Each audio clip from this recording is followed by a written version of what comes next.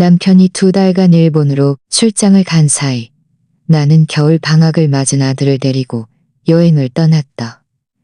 하지만 놀이공원에서 그를 마주쳤을 때 5살쯤 된 그 아이가 내 아들과 똑같이 생겼다는 사실에 온몸이 떨렸다. 나는 즉시 귀국행 비행기표를 끊었다. 일주일 후 집에 도착했을 때 눈앞에 펼쳐진 현실은 나를 얼어붙게 했다. 비행기가 일본 도쿄나리타 공항에 착륙했을 때 아들 시우는 창문에 바싹 붙어 연신 소리쳤다. 엄마, 저기 밖에 봐요. 바다? 나는 아이의 머리를 쓰다듬었다. 남편 민준이 배웅하러 나오지 않아 마음에 품었던 불쾌함은 잠시 잊혔다. 결혼 후 그의 출장은 잦았지만 이번에는 무려 2달이나 되는 길고 긴 출장이었다. 회사 옥념이 걸린 중대한 프로젝트라고 했다. 택시에 우리를 태워줄 때도 그는 시우를 서둘러 한번 안아주고는 내 뺨에 가볍게 입 맞추며 재밌게 놀다와 알아주고는 내 뺨에 가볍게 입말만 남기고 캐리어를 끌고 국제선 출발장으로 향했다. 겨울 방학에 아들을 데리고 일본에 놀러 가는 것은 우리가 오래전부터 계획했던 일이었다. 민준이 못 오겠다고 했을 때도 크게 놀라지는 않았지만 막상 낯선 땅에 발을 디디고 차방에 넘쳐나는 다정한 가족들을 보니 마음 한구석이 허전했다. 나는 정신을 차리고 시우의 작은 손을 잡았다. 도쿄에서의 첫 사흘 동안 우리는 아사쿠사 사찰에 가고 스카이트리를 구경했다. 시우는 신나게 뛰어놀았고 매일 밤 영상 통화를 할 때마다 아빠에게 제잘제잘 끊임없이 이야기했다. 화면 속 민주는 언제나 피곤해 보였다. 배경은 사무실이거나 때로는 호텔 방이었다. 프로젝트 진행이 순조롭지 않아 눈코 뜰 새 없이 바쁘다고 했다. 나는 그에게 쉬어가며 하라고 했지만 그는 알겠다고 답하면서도 시선이 어딘가 불안하게 흔들렸다. 나는 그저 너무 피곤해서 그런가 보다 하고 대수롭지 않게 여겼다. 넷째 날, 우리는 디즈니시로 향했다. 시우가 오래전부터 밤에 하는 수상쇼를 보고 싶다고 졸랐기 때문이었다. 그날은 겨울치고는 드물게 날씨가 포근했고 공원 아는 사람들로 북적이며 웃음소리가 끊이지 않았다. 나는 한 손에는 아이스크림을 들고 다른 한 손으로는 아들의 손을 꼭 잡았다. 아이가 인파에 휩쓸려 사라질까봐 걱정되었다. 공연이 시작하기 직전 시우가 성 뒤편에 있는 테마 상점에 가서 장난감 총을 사고 싶다고 했다. 우리는 동화 속 같은 구역을 지나 신데렐라 성육길로 접어들었다. 바로 그곳 비교적 한적하고 연말 장식으로 꾸며진 잔디바 옆에서 나는 그 뒷모습을 보았다. 키가 크고 작년에 내가 선물했던 짙은 회색 코트를 입은 그 남자. 그는 우리에게 등을 보인 채 4~5살쯤 되어 보이는 작은 여자아이를 품에 안고 있었다. 아이는 분홍색 S를 입고 반짝이는 작은 왕관을 쓰고 있었다. 그 여자아이는 그의 목을 끌어안고 눈웃음을 지으며 활짝 웃고 있었다. 내 발걸음이 뚝 멈췄다. 손에 들고 있던 아이스크림이 툭 하고 바닥에 떨어졌다. 녹아내린 크림이 내 부치를 더럽혔다. 시우가 내 손을 잡아 끌며 엄마, 아이스크림이 내 부치를 더럽혔다. 그 순간 시간은 멈춘 듯했다. 주위에 활기찬 인파, 신나는 음악, 멀리 성에서 울려 퍼지는 팡파르 소리까지 모두 흐릿한 배경으로 사라졌다. 나는 오직 민준의 익숙한 얼굴과 그 얼굴에 아직 채 지워지지 않은 내가 오랫동안 보지 못했던 다정하고 사랑스러운 미소를 보았다. 그의 품에 안긴 작은 여자아이도 고개를 돌려 호기심 어린 눈으로 우리를 바라보았다. 그 순간 내 온몸에 피가 한꺼번에 머리끝까지 솟구쳤다가 이내 깨끗이 솟구쳤다가 이내 깨까지 솟구쳤다가 그 작은 얼굴, 큰 눈, 긴 속눈썹, 살짝 곱슬거리는 머리카락, 그리고 무엇보다 웃을 때마다 움푹 들어가는 옅은 보조개까지. 내가 손을 잡고 있는 7살 아들 시우와 거의 판박이처럼 닮아 있었다. 다만 더 어리고 더 여자아이 같았다. 민준도 우리를 보았다. 그의 얼굴에 떠오른 미소는 순식간에 굳어졌고 이내 산산조각 나며 믿을 수 없는 경악과 당황으로 변했다. 그는 거의 무의식적으로 품에 안고 있던 여자아이를 옆으로 살짝 내려놓았다. 입술이 움직였지만 내 이름을 부르려다 소리 없이 멈춘 듯했다. 시우도 그를 보고 놀라움에 소리쳤다. 내 손을 놓고 앞으로 달려가려 했다. 민준 옆에는 한 여자가 서 있었다. 매우 젊어 보였고 30살도 채 안 된 듯했다. 미색의 단정한 정장을 입고 있었고 손에는 여자아이의 겉옷과 캐릭터 물통을 들고 있었다. 그 여자도 우리를 보았다. 얼굴이 새하얗게 질리며 즉시 한 걸음 앞으로 나섰고 민준 옆에 있는 여자아이를 데려가려는 듯하게 손을 뻗었다. 나는 움직이지 않았다. 그저 그 자리에 서서 민준을 뚫어지라 노려보다가 천천히 시선을 옮겨 그 옆에 서 있는 민준과 내 아들을 쏙 배닮은 작은 여자아이의 얼굴을 응시했다. 내 귀에서는 윙윙거리는 소리가 났고 심장은 흉관에서 무겁게 쿵쿵 하고 울렸다. 뼈마디가 흔들릴 정도로 강하게 울렸다. 차가운 기운이 발끝에서 온몸으로 순식간에 퍼져나갔다. 나는 주체할 수 없이 떨기 시작했고 이빨이 딱딱 부딪혔다. 민준이 드디어 정신을 차렸다. 그는 두 걸음 앞으로 다가서서 내 손을 잡으려는 듯 손을 뻗었다. 목소리가 몹시 메말라 있었다. 지은아, 너 어떻게... 내 말 좀 들어봐. 설명? 낯선 이국의 놀이공원에서 내 아들과 쌍둥이처럼 닮았지만 몇 살 더 어린 여자아이를 안고 있고 옆에는 다른 여자가 서 있는 이 광경에 무슨 설명이 더 필요하단 말인가? 나는 회뒤로 한 걸음 물러서 그의 손을 피했다. 그 동작에 나 스스로도 휘청거렸다. 고개를 숙이자 아들 시우가 올려다보는 얼굴이 보였다.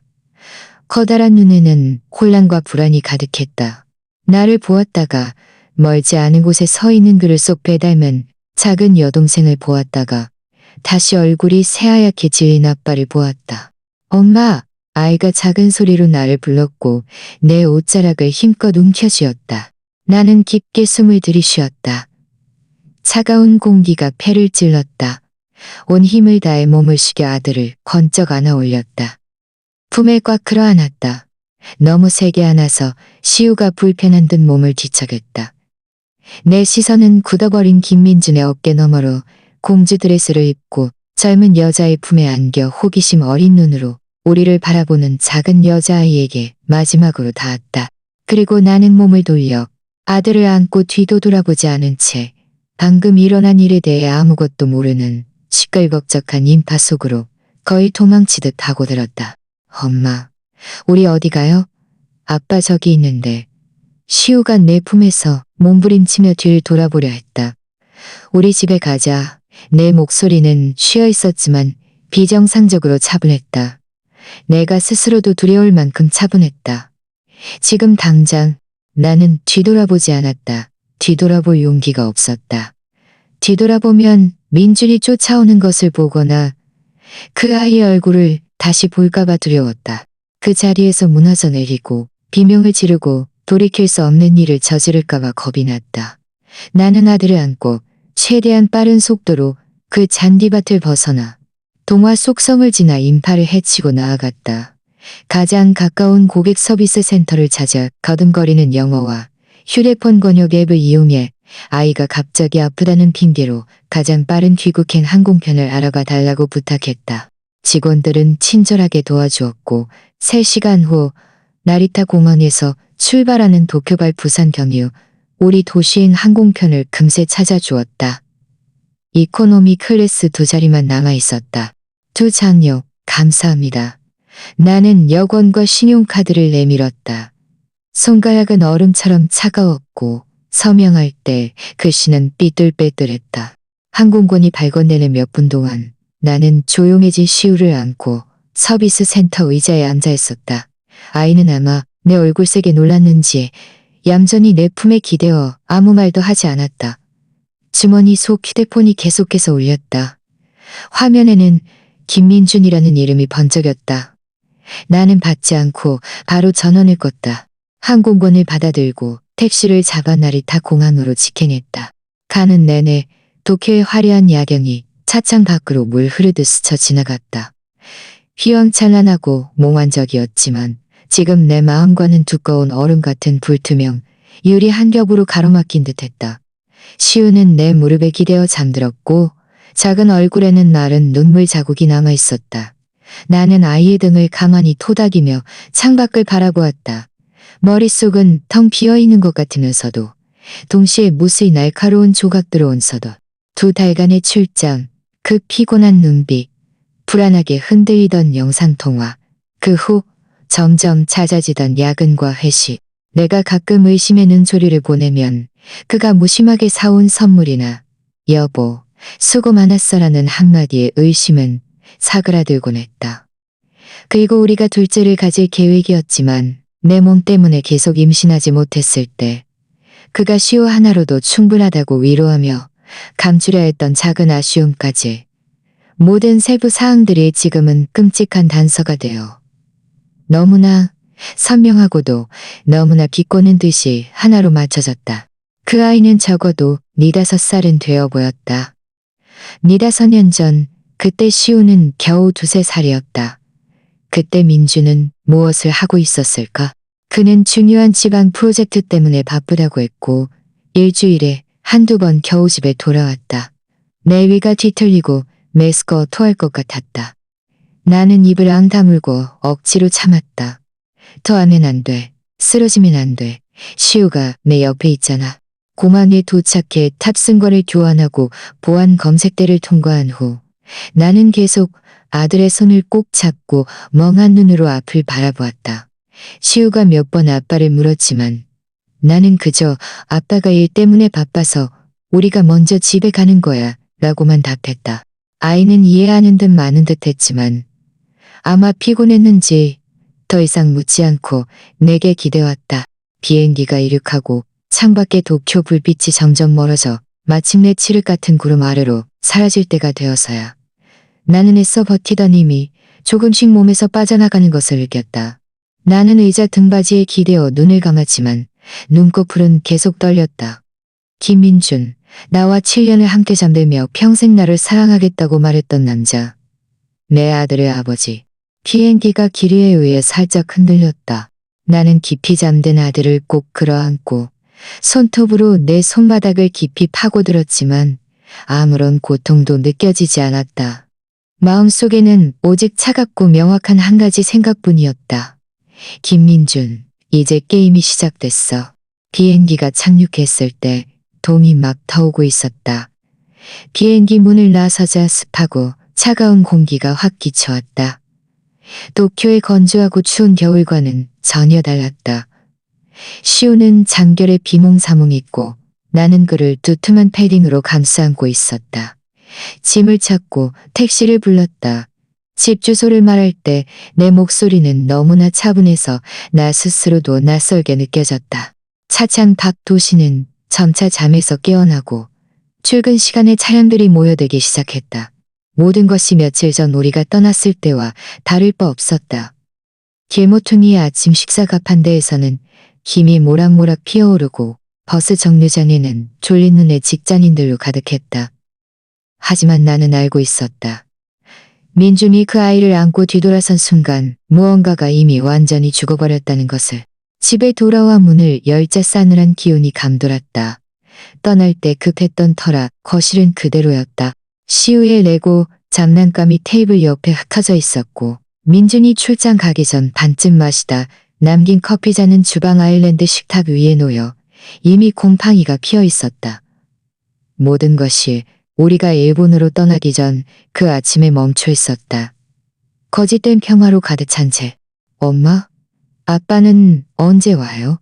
시우가 눈을 비비며 물었다. 비행기에서 몇 시간 동안 간헐적으로 잠들었던 아이는 지금 졸리고 혼란스러워 보였다. 아빠는 아직 일이 안 끝났어.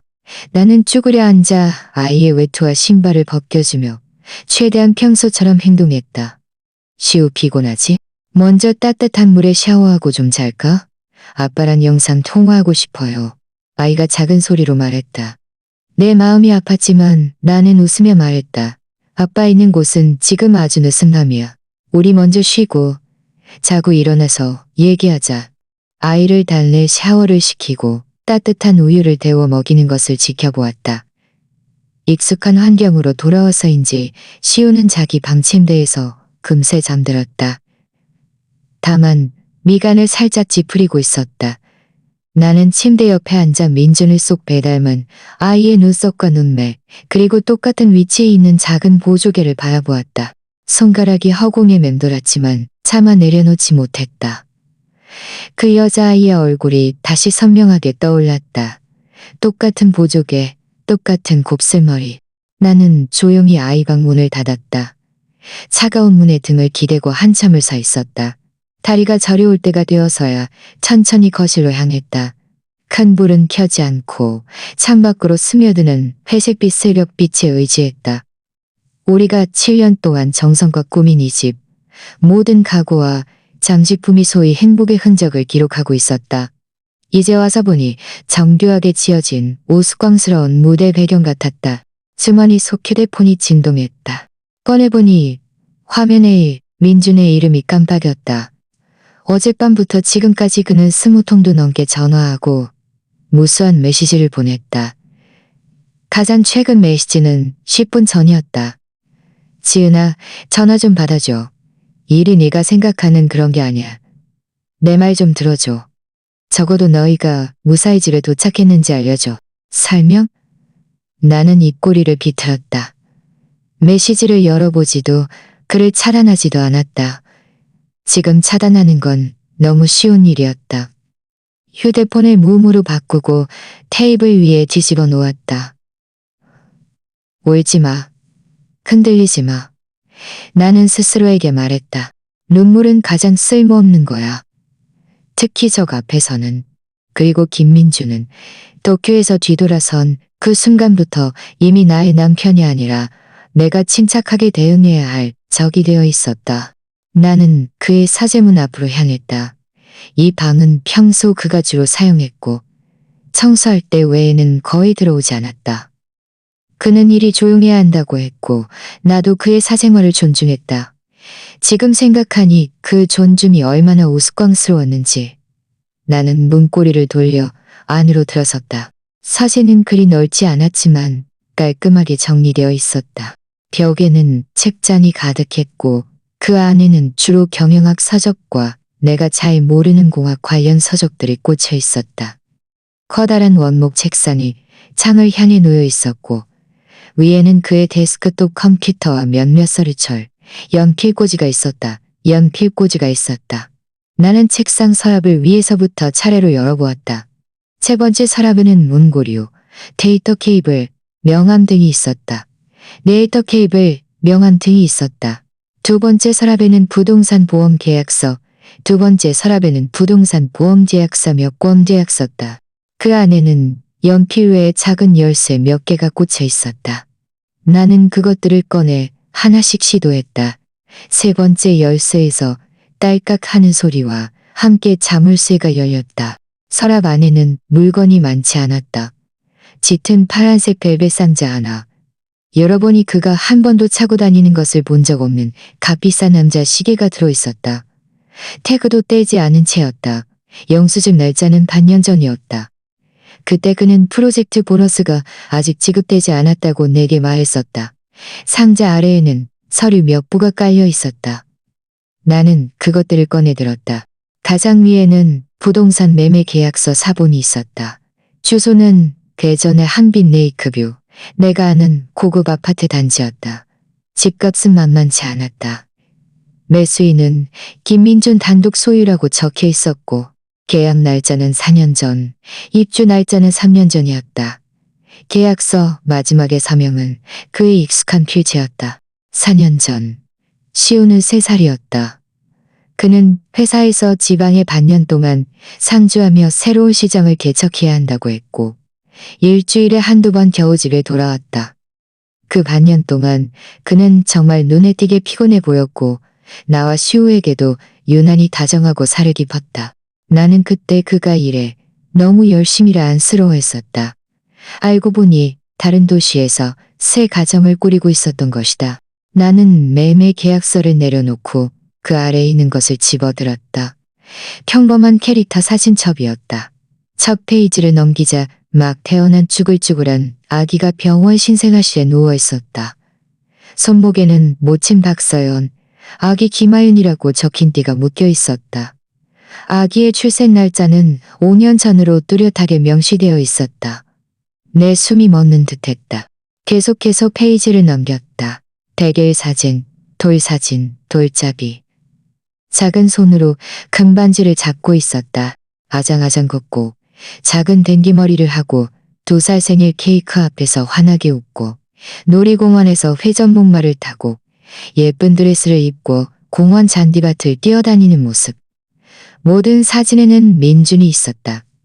그는 아이를 안고 업고 목마를 태우고 아이스크림을 먹여주었다. 눈빛에는 애정과 다정함이 넘쳐흘렀다. 그것은 내가 시호가 아기였을 때 자주 보았지만 최근 몇 년 동안은 점점 보기 어려워진 표정이었다. 사진첩의 마지막 몇 페이지에는 최근 일, 2년 동안의 사진들이 있었다. 여자아이는 자라서 얼굴이 더욱 예뻐졌고 시호를 그리고 민준을 점점 더 많이 닮아 있었다.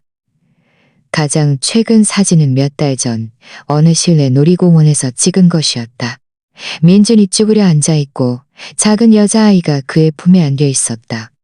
두 사람은 카메라를 보고 더없이 행복하게 웃고 있었다. 사진 한쪽 모퉁이에는 가방을 들고 섬세하게 매니큐어를 바른 여자의 손 절반이 찍혀 있었다.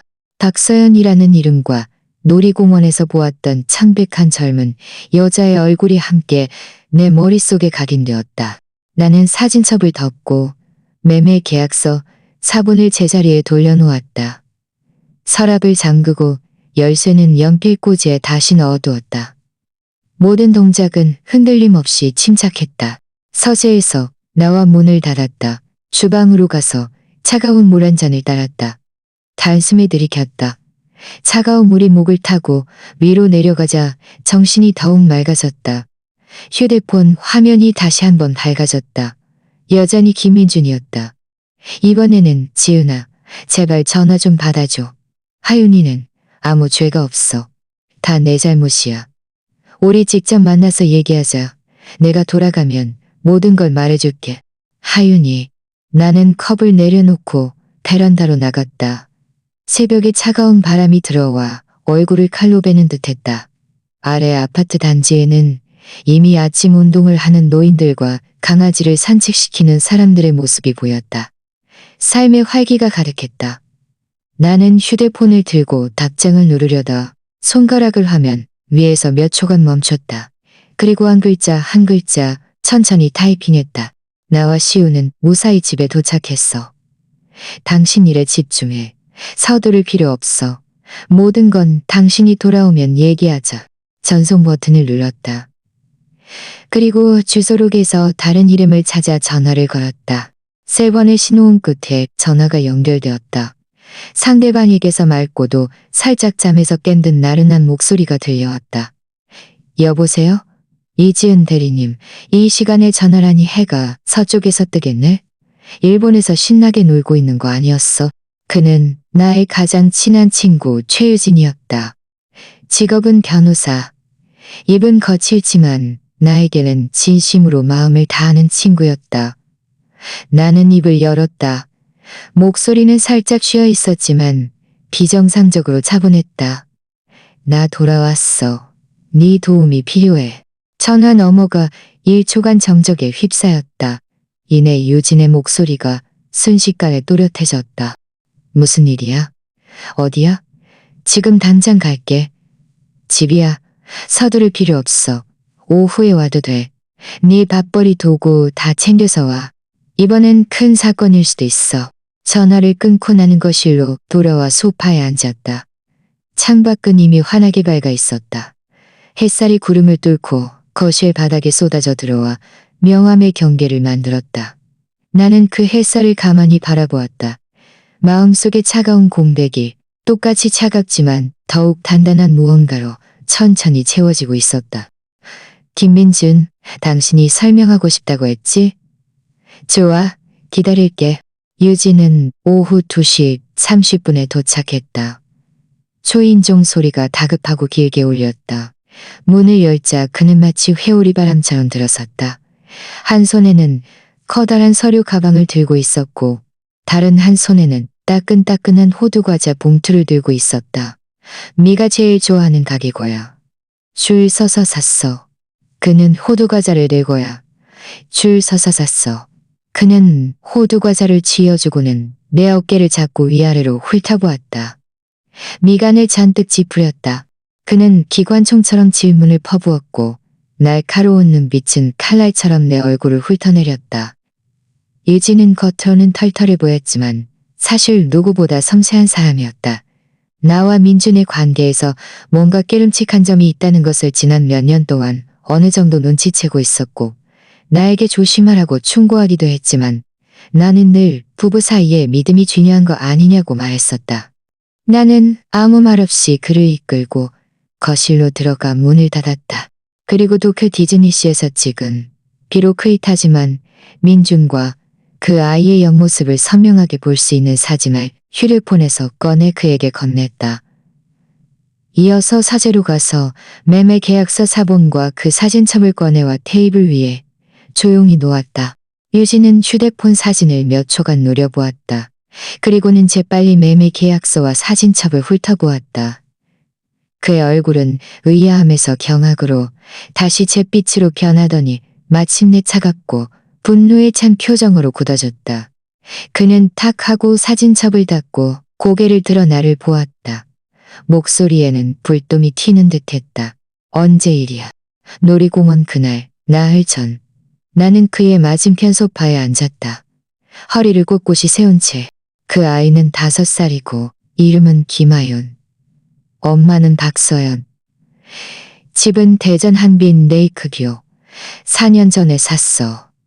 유진은 깊게 숨을 들이쉬고 서류 가방에서 태블릿 PC와 작은 녹음기를 꺼내 테이블 위에 놓았다. 처음부터 말해줘. 세부사항 하나도 빠뜨리지 말고. 나는 놀이공원에서 그를 마주친 순간부터 충동적으로 시우를 데리고 귀국한 과정, 그리고 이 모든 것들을 발견하기까지의 과정을 최대한 침착하게 서술했다. 그 여자아이가 시우와 판박이처럼 닮았다는 말을 할 때는 목구멍이 한 번 막히는 듯했다. 유진은 들으면서 태블릿에 빠르게 기록했고 얼굴색은 점점 더 어두워졌다. 젠장, 개자식. 그가 거칠게 한마디 내뱉고는 펜으로 태블릿을 탁 하고 쳤다. 아주 화려하게 놀았구만. 국내에 한 가정을 꾸리고 일본에 또 다른 살림을 차린 거지. 집에는 마누라 두고 밖에는 애까지 낳아놓고. 지은아, 그래서 어떻게 할 생각이야? 이혼. 나는 그 2글자를 또렷하게 내뱉었다. 그리고 난 그를 빈손으로 쫓아낼 거야. 시우의 양육권은 반드시 내가 가져야 하고 그 여자랑 그 아이한테 쓴 돈, 그 2배로 토해내게 할 거야. 유진은 나를 보았다. 그의 눈빛에는 한 줄기 감탄이 스쳤지만 그보다는 심각함이 더 컸다. 생각은 맞아. 하지만 김민준이 바보가 아니야. 지금 위치까지 올라온 사람인데 잔머리가 얼마나 많겠어. 이건 잘 계획하고 증거를 확실히 잡아야 해. 섣불리 움직였다가 그가 재산을 빼돌리거나 증거를 없애버리면 곤란해져. 알아. 그래서 널 찾아온 거야. 나는 그를 보았다. 네가 박서연의 배경을 조사해서 민준이 그들한테 얼마를 썼는지, 특히 그 아파트의 자금 출처를 밝혀내야 해. 그리고 그의 회사 재정 상태도 공동재산을 이용했을 가능성은 없는지, 최대한 많은 카드가 필요해. 그건 나한테 맡겨. 유진이 고개를 끄덕이며 태블릿 위에서 손가락을 움직였다. 박서연 이름 나왔고 대략적인 주소도 나왔네. 한빈 레이크뷰. 딸 이름이랑 나이도 있고. 이것부터 시작하자. 호적, 소비 기록, 은행 거래 내역, 사회관계. 뭔가 나올 거야. 김민준 쪽은 그의 회사에 아는 사람이 있으니 간접적으로 최근 몇 년간의 경제 상황이랑 동선을 알아볼 수 있어. 하지만 그가 잠시 멈추고 나를 보았다. 지은아, 네가 잘 버텨야 해. 그가 돌아오기 전까지는 네가 모든 걸 알고 있다는 걸 절대 눈치채게 하면 안 돼. 서재 물건에 손댄 것도 들키면 안 되고 예전처럼 연락할 땐 연락하고 대충 얼버무릴 땐 얼버무려야 해. 그는 분명 미쳐서 너한테 설명하려고 할 거야. 설명하는 기회로 삼을 수도 있어. 연극? 나는 입꼬리를 비틀었다. 지난 7년 동안 나는 내가 삶의 주인공이라고 생각했었다. 우스꽝스러운 조연에 불과할 줄은 몰랐다. 이제 내가 무대에 오를 차례였다. 알겠어. 나는 말했다. 그가 보낸 메시지에 돌아오면 얘기하자고 답장했고 전화는 안 받았어. 잘했어. 그를 애태워야 해. 그가 추측하게 하고 초조하게 만들고 그가 초조해할수록 실수를 저지르기 쉬워. 유진은 녹음기를 내 앞으로 밀어놓았다. 이거 잘 챙겨놔. 다음번에 그가 너한테 연락할 때 전화면 어떻게든 말을 유도해서 녹음하고 직접 만나면 반드시 녹음해야 해. 특히 그 아이, 그 여자, 그리고 그가 잘못을 시인하는 어떤 말이라도 다 증거가 돼. 기억해. 감정을 잘 조절하고 그가 말하게 유도해야지. 네가 먼저 폭발하면 안 돼. 나는 그 작은 검은색 녹음기를 집어들었다. 손바닥에 닿는 차가운 금속 감촉이 정신을 맑게 했다. 알겠어. 그리고 또 있어. 유진이 심각한 표정으로 말했다. 너희 부부 공동 재산에 대해 파악하고 있는 게 있어. 부동산, 예금, 투자, 주식, 자, 그리고 너희 각자 명의의 것들. 그리고 그가 다른 방식으로 보유하고 있을 가능성이 있는 것들까지. 나는 잠시 생각했다. 주요 재산은 지금 우리가 사는 이 아파트. 결혼 후에 샀고 우리 둘 다 명의로 되어 있어. 차 한 대는 민준 명의로. 예금은 대부분 공동 계좌에 있지만 민준이 수입이 많아서 그만의 월급 통장이 하나 더 있어. 집에 큰 지출이나 내 생활비는 공동 계좌에서 나가고 그의 월급 통장은 대략적인 금액만 알지 구체적인 내역은 몰라. 회사 주식, 일부랑 투자도 있다고 하는데 회사에서 관리하는 거라 복잡해서 깊이 캐묻지 않았어. 공동 계좌 내역은 당장 은행에 가서 뽑을 수 있어. 그의 월급 통장이랑 투자는 직접적인 증거가 없어. 하나씩 하자. 먼저 공동 계좌 내역부터 뽑아서 비정상적인 지출이 있는지 봐. 그의 다른 자산은 내가 알아서 밑바닥부터 파헤쳐 볼게. 유진이 시계를 보았다. 꼬물거릴 시간 없어. 오늘부터 박서연 쪽부터 봐볼게. 넌 네 자신이랑 시우 잘 챙겨. 아이 앞에서는 절대 티내면 안 돼. 시우 이야기에 내 마음이 철렁했다. 아이가 오후에 일어난 후 또 한 번 아빠를 찾았어. 아빠가 일이 아주 바빠서 한동안 못 올 거라고 말했지. 아이는 이해하는 듯 마는 듯 했지만 착하게도 더 이상 묻지 않고 나한테 기대왔어. 하지만 이건 오래갈 방법이 아니라는 걸 알아. 시우는 내 목숨이야. 나는 내 목숨이야. 유진은 일어나 짐을 챙기더니 나를 힘껏 안아주었다. 지은아, 두려워하지 마. 내가 있잖아. 이런 개쓰레기는 팔다리를 부러뜨려 놓지 않으면 최유진이라는 내 이름 석자를 거꾸로 쓰겠어. 증거 모으고 네 자신 잘 지키고 내 소식 기다려. 유진을 보내고 집은 다시 조용해졌다. 나는 시우의 방문 앞으로 가서 조용히 문을 살짝 열었다. 아이는 카페에서 앉아 레고를 맞추는데 열중하고 있었다. 작은 얼굴은 평화로웠고 햇살이 보송보송한 머리카락에 비쳐 부드러운 금빛 테두리를 만들었다. 나는 문을 닫고 벽에 기대어 천천히 바닥에 주저앉았다. 주머니, 속 휴대폰이 진동했다. 꺼내보니 민준에게 온 문자였다. 아주 긴 내용이었다. 지은아, 지금 무슨 말을 해도 변명처럼 들리겠지만 하윤이 일은 내가 젊었을 때 저지른 실수라는 걸 말해야 해. 나를 만나기 전부터 박서연이랑은 감정이 없었어. 다만 그때 그녀의 몸 때문에 아이를 지울 수 없었을 뿐이야. 지난 몇 년 동안 돈을 준 건 그저 책임감에서였어. 아이가 고통받지 않게 받아들일게. 아이가 고통받지 않게 하고 싶어. 아이가 고통받지 않게 하고 싶었을 뿐이야. 내 마음속엔 오직 너와 시우, 그리고 우리 가정뿐이야. 나를 만나기 전 나는 시간을 계산해 보았다. 하윤이가 거의 5살이니 임신 시기는 5년여 전이었다. 나와 민주는 7년 전 결혼했고 연애 기간은 1년이었다. 즉 그가 주장하는 실수는 우리가 연애하던 시기, 어쩌면 그보다 더 이전이었을 수도 있다는 말이다. 게다가 그는 그보다 더 이전이었을 수도 있다는 말이다. 게다가 그는 레이크뷰 아파트는 차였곳이다고 했지만 그리공원에서 그가 아이를 안고 있던 눈빛이나 그 여자가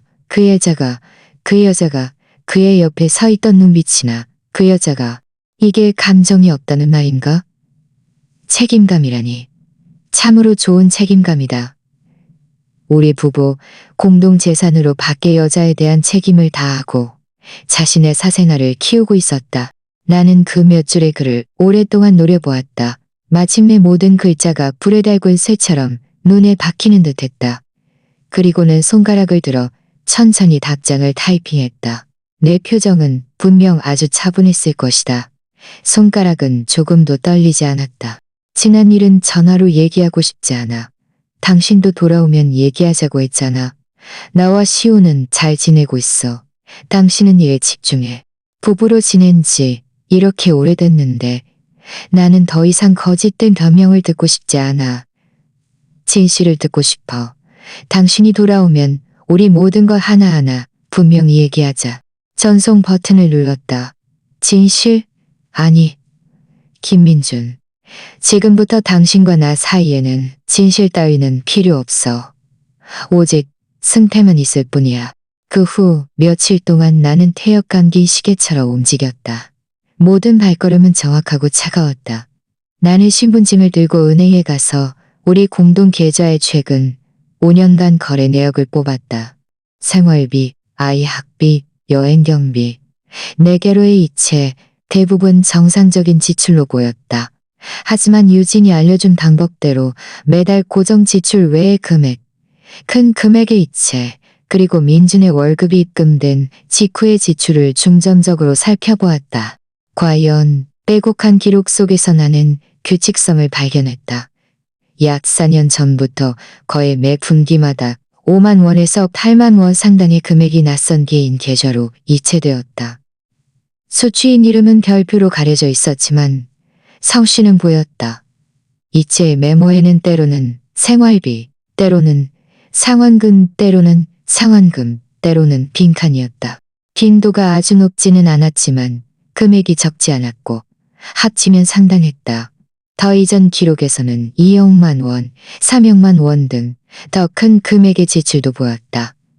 이 용도는 투자 또는 재테크라고 적혀 있었지만 시기를 대조해보니 바로 그가 한빈 레이크뷰 아파트를 구매하던 시기와 일치했다. 나는 이 의심스러운 거래 기록들을 휴대폰으로 사진 찍어 두었다. 은행 창구 직원은 아마 온갖 종류의 거래 내역을 뽑는 내역을 은행 창구 직원은 아마 온갖 종류의 거래 내역을 뽑네. 집에 돌아와 거래 내역서를 잘 숨겼다. 휴대폰에는 민준의 메시지와 전화가 여전히 끊이지 않았다. 나는 더 이상 완전히 무시하지 않았다.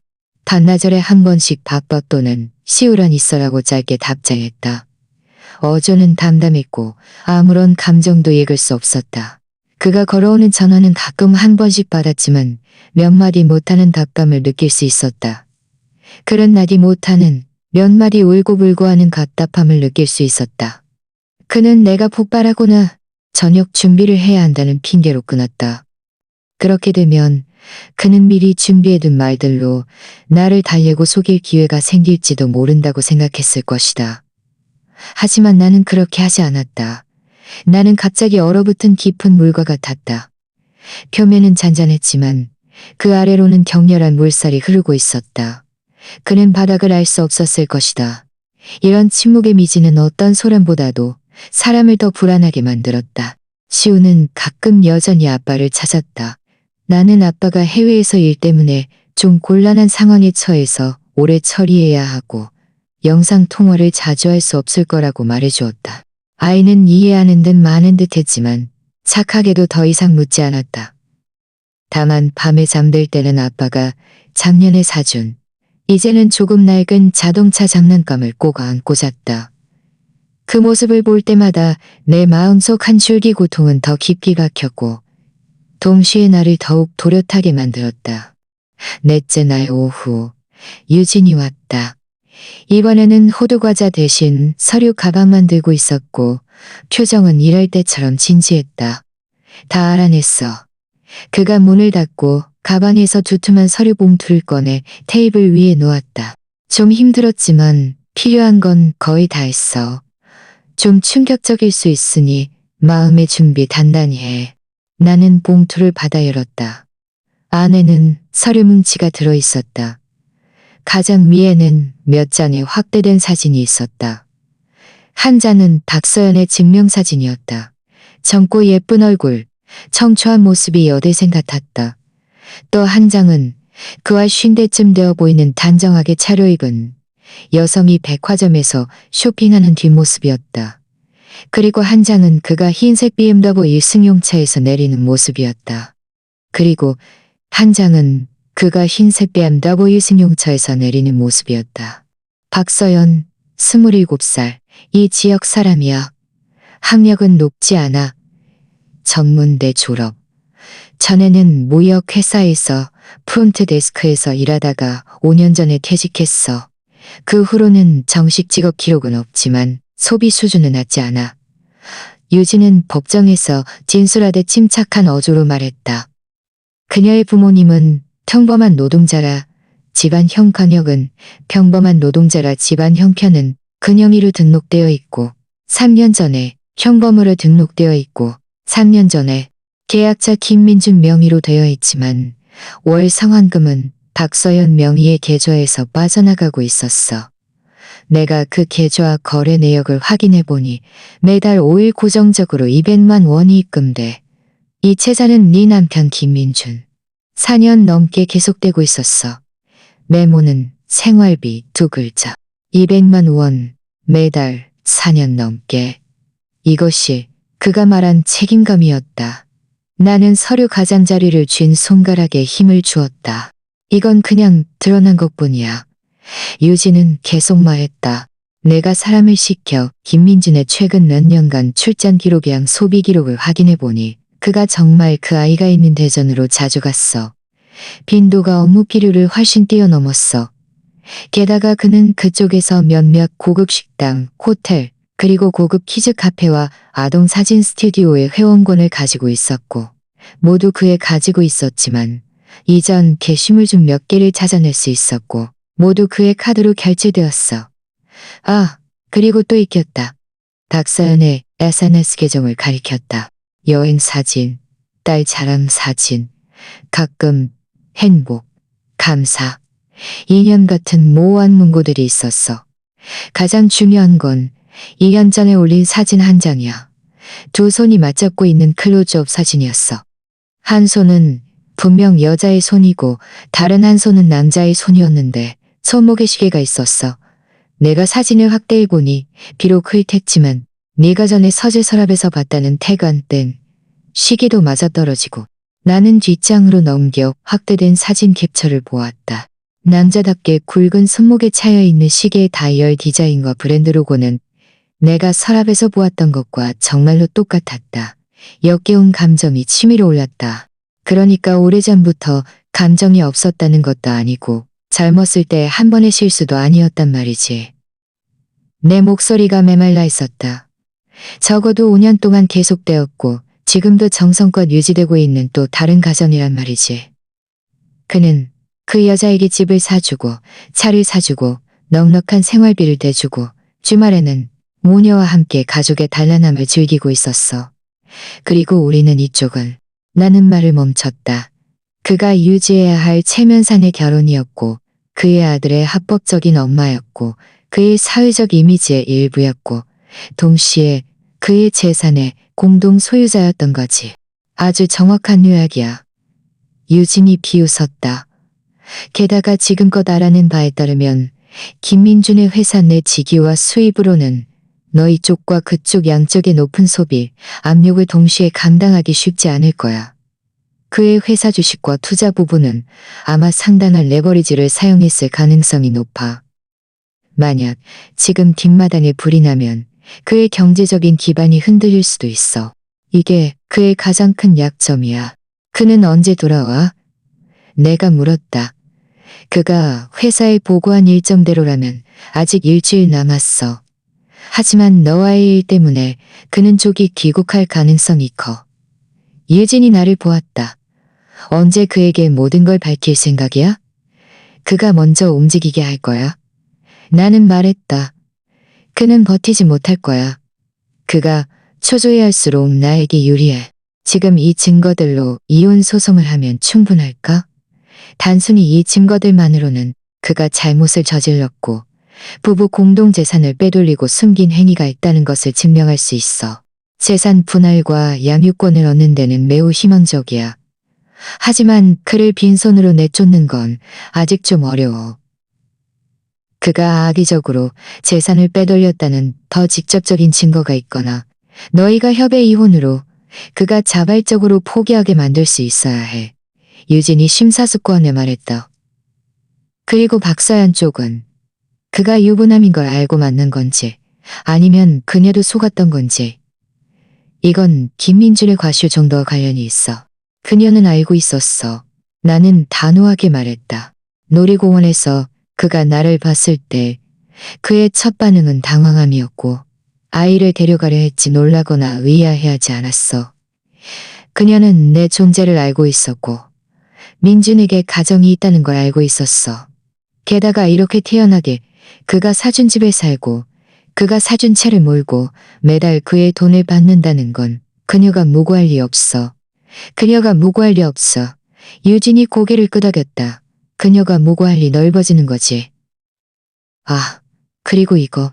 매일 오후 4시에 하원하는데 보통 엄마가 데리러 와. 하지만 가끔 김민준이 대전에 있으면 그도 데리러 가. 빈도는 한 달에 2~3번 정도. 나는 그 문구를 보았다. 유치원 이름, 하원 시간. 차갑고 명확한 생각이 떠올랐다. 유진아, 내 목소리가 말했다. 며칠 안에 대전에 좀 다녀오고 싶어. 준비 좀 해줄 수 있을까? 유진이 획 고개를 돌려 나를 보았다. 뭘 하려는 거야?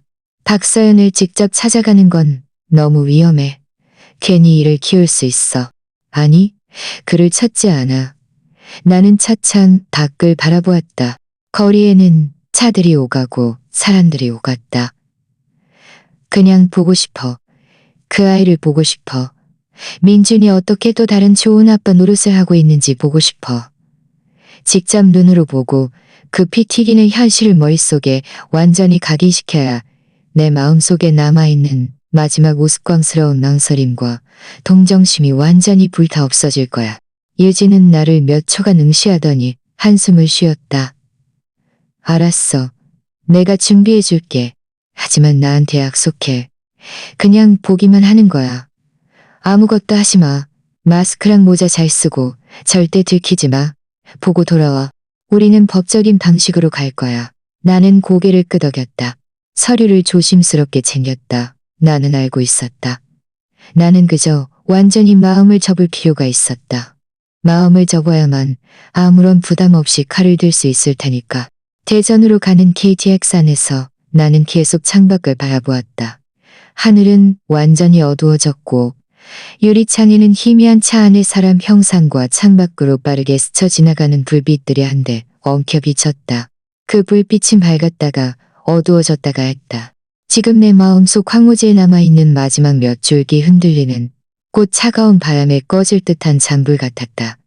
아니, 잔불이 아니었다. 얼음처럼 차가운 곧 칼집에서 뽑힐 칼날의 냉기였다. 가방 속 휴대폰이 진동했다. 유진에게 온 문자였다. 어디쯤이야? 시우는 우리 엄마 집에서 신나게 놀고 있어.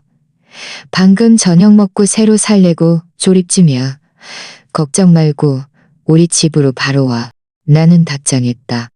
거의 다 왔어. 바로 네 집에 가서 시우 데려갈게. 화면 위에서 손가락이 잠시 멈췄다. 나는 다시 한 줄의 글자를 타이핑했다. 유진아, 부탁 하나만 더 해줘. 김민준 명의의 모든 은행카드, 특히 월급 통장에 최근 5년간 완전한 거래 내역, 그리고 박서연에게 돈을 이체한 그 계좌의 모든 관련 정보도 알아내줘. 최대한 빨리. 유진은 알았어라고 빠르게 답했다. 벌써 착수했어. 좀 복잡하지만 시간은 좀 걸릴 거야. 늦어도 내일 오후까지는 소식 전해줄게. 넌 일단 잘 버텨. 버텨? 나는 지금 차가운 바다에 가라앉은 돌처럼 단단하게 버티고 있었다. 역에 도착해 택시를 잡아 유진의 부모님 댁으로 곧장 향했다. 시우는 역시나 노는데 정신이 팔려 있었다. 나를 보자마자 달려와 한 번 안아주더니 이내 외할머니가 사준 새 내고 소방서를 보여주겠다며 나를 잡아 끌었다. 나는 억지로 웃으며 아이와 잠시 놀아주었고 유진의 어머니께 감사 인사를 드린 후 아들을 데리고 집으로 돌아왔다. 택시 안에서 시우는 내게 기대어 금세 잠들었다. 작은 머리가 끄덕끄덕거렸다. 나는 아이를 안고 그의 무방비한 잠든 얼굴을 바라보았다. 민준과 또 다른 가정을 본 후 치밀어 오르던 격렬한 감정들이 천천히 가라앉아 더욱 단단하고 차가운 결심으로 변해갔다. 이 아이를 위해서라도 나는 이 길을 끝까지 가야 했다. 모든 장애물을 제거하고 내가 얻을 수 있는 모든 것을 얻어내야 했다. 집에 돌아와 시우를 재운 후 나는 거실을 향했다. 큰 불은 켜지 않고 소파 옆 스탠드 하나만 켰다. 희미한 불빛이 드리워진 어둠과 빛의 경계에 앉아 휴대폰을 열었다. 갤러리 안에는 두 개의 영상이 조용히 저장되어 있었다. 하나는 대전 유치원 앞에서 찍은 것으로 민준이 하윤이를 안고 박서연이 옆에 서 있는 모습이었다. 다른 하나는 며칠 전 도쿄 디즈니시에서 내 손이 떨리는 와중에 찍은 흐릿하지만 결정적으로 중요한 첫 현장 기록이었다. 그리고 휴대폰에는 그 거래 내역 캡처 사진들, 서재에서 찍어둔 매매 계약서와 사진첩 사진들도 있었다. 증거들이 조금씩 모이고 있었지만 아직 부족했다. 나는 돈 거래에 대한 더 확실한 증거가 필요했다. 부부 공동 재산. 이것이 가장 핵심적인 전쟁터 중 하나였다. 민준이 박서연에게 집과 차를 사주고 매달 만만치 않은 생활비를 대주려면 분명 그의 수입 외에 우리 공동의 재산도 유용했을 것이다. 이 모든 것을 파헤쳐야 그의 약점을 제대로 칠 수 있었다. 그날 밤 나는 잠을 거의 자지 못했다. 머릿속에서는 지난 몇 년간의 사소한 일들과 지금 발견한 단서들이 영화처럼 스쳐 지나가며 하나씩 맞춰졌다. 그가 늦게 귀가하던 밤들, 멍하니 있던 순간들, 합리적으로 보였던 야근과 출전들. 알고 보니 모두 근거 없는 소문이 아니었던 것이다. 마음은 이미 고통으로 마비되어 있었고 오직 계산과 책량만이 차갑고 또렷하게 남아 있었다. 다음 날 나는 평소처럼 시우를 유치원에 데려다주고 장을 보고 집에 돌아와 청소를 했다.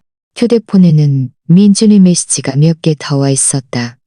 그가 곧 돌아올 것이며 대화를 갈망하고 미안함과 사랑을 표현하는 내용들이었다.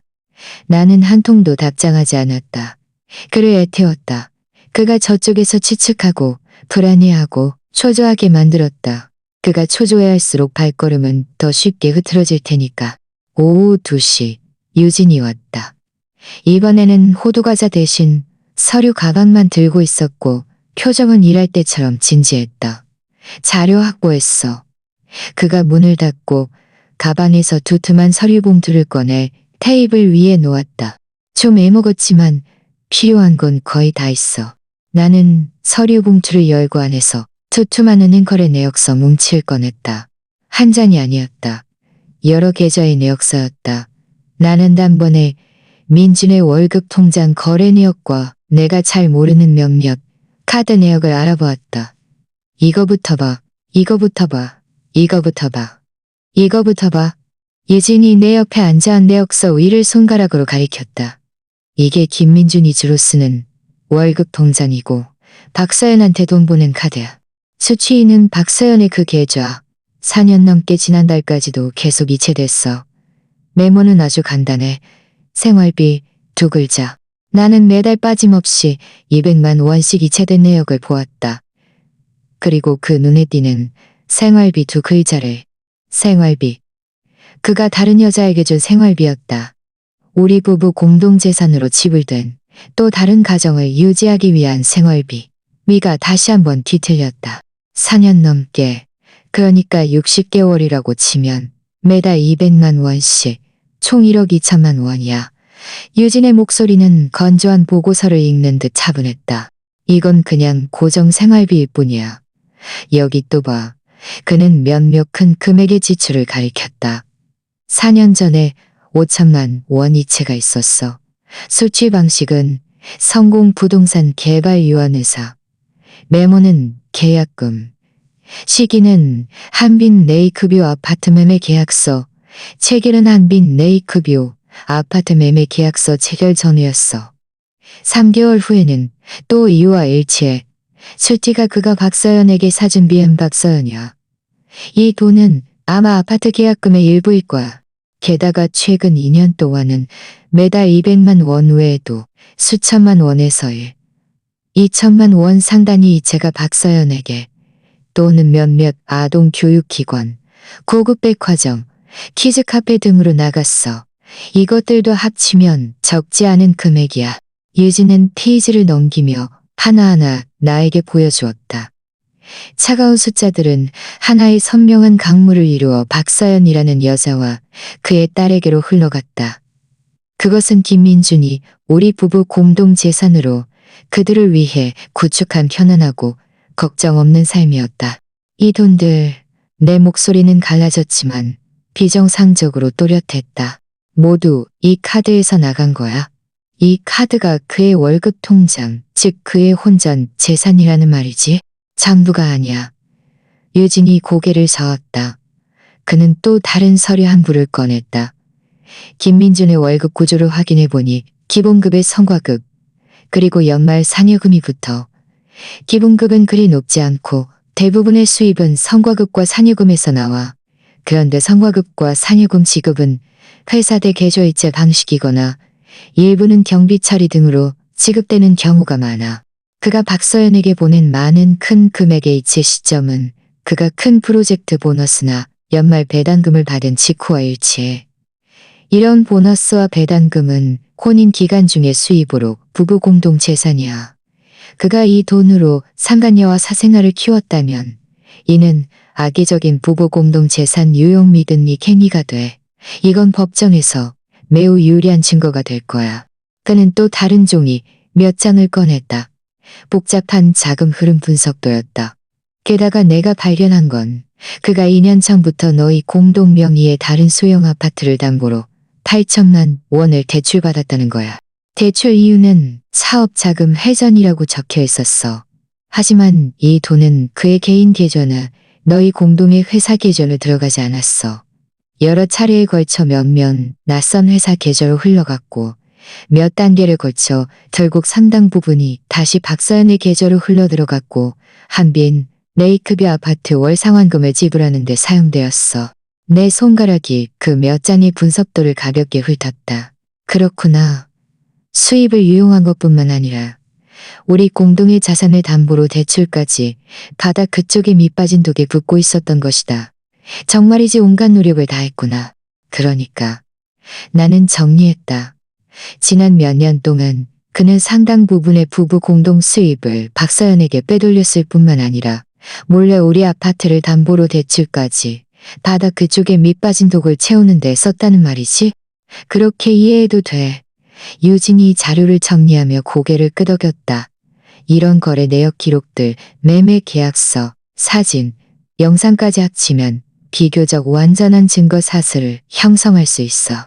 김민준이 혼인 기간 동안 다른 사람과 장기간 동거하며 자녀를 두었고 중대한 귀책 사유가 있으며 악의적으로 부부 공동재산을 유용하고 은닉했다는 것을 증명할 수 있지. 이혼 소송을 제기하면 시후에 양육권을 얻고 재산을 더 많이 분할받으며 손해배상까지 청구할 적으로 포기하지 않는 건.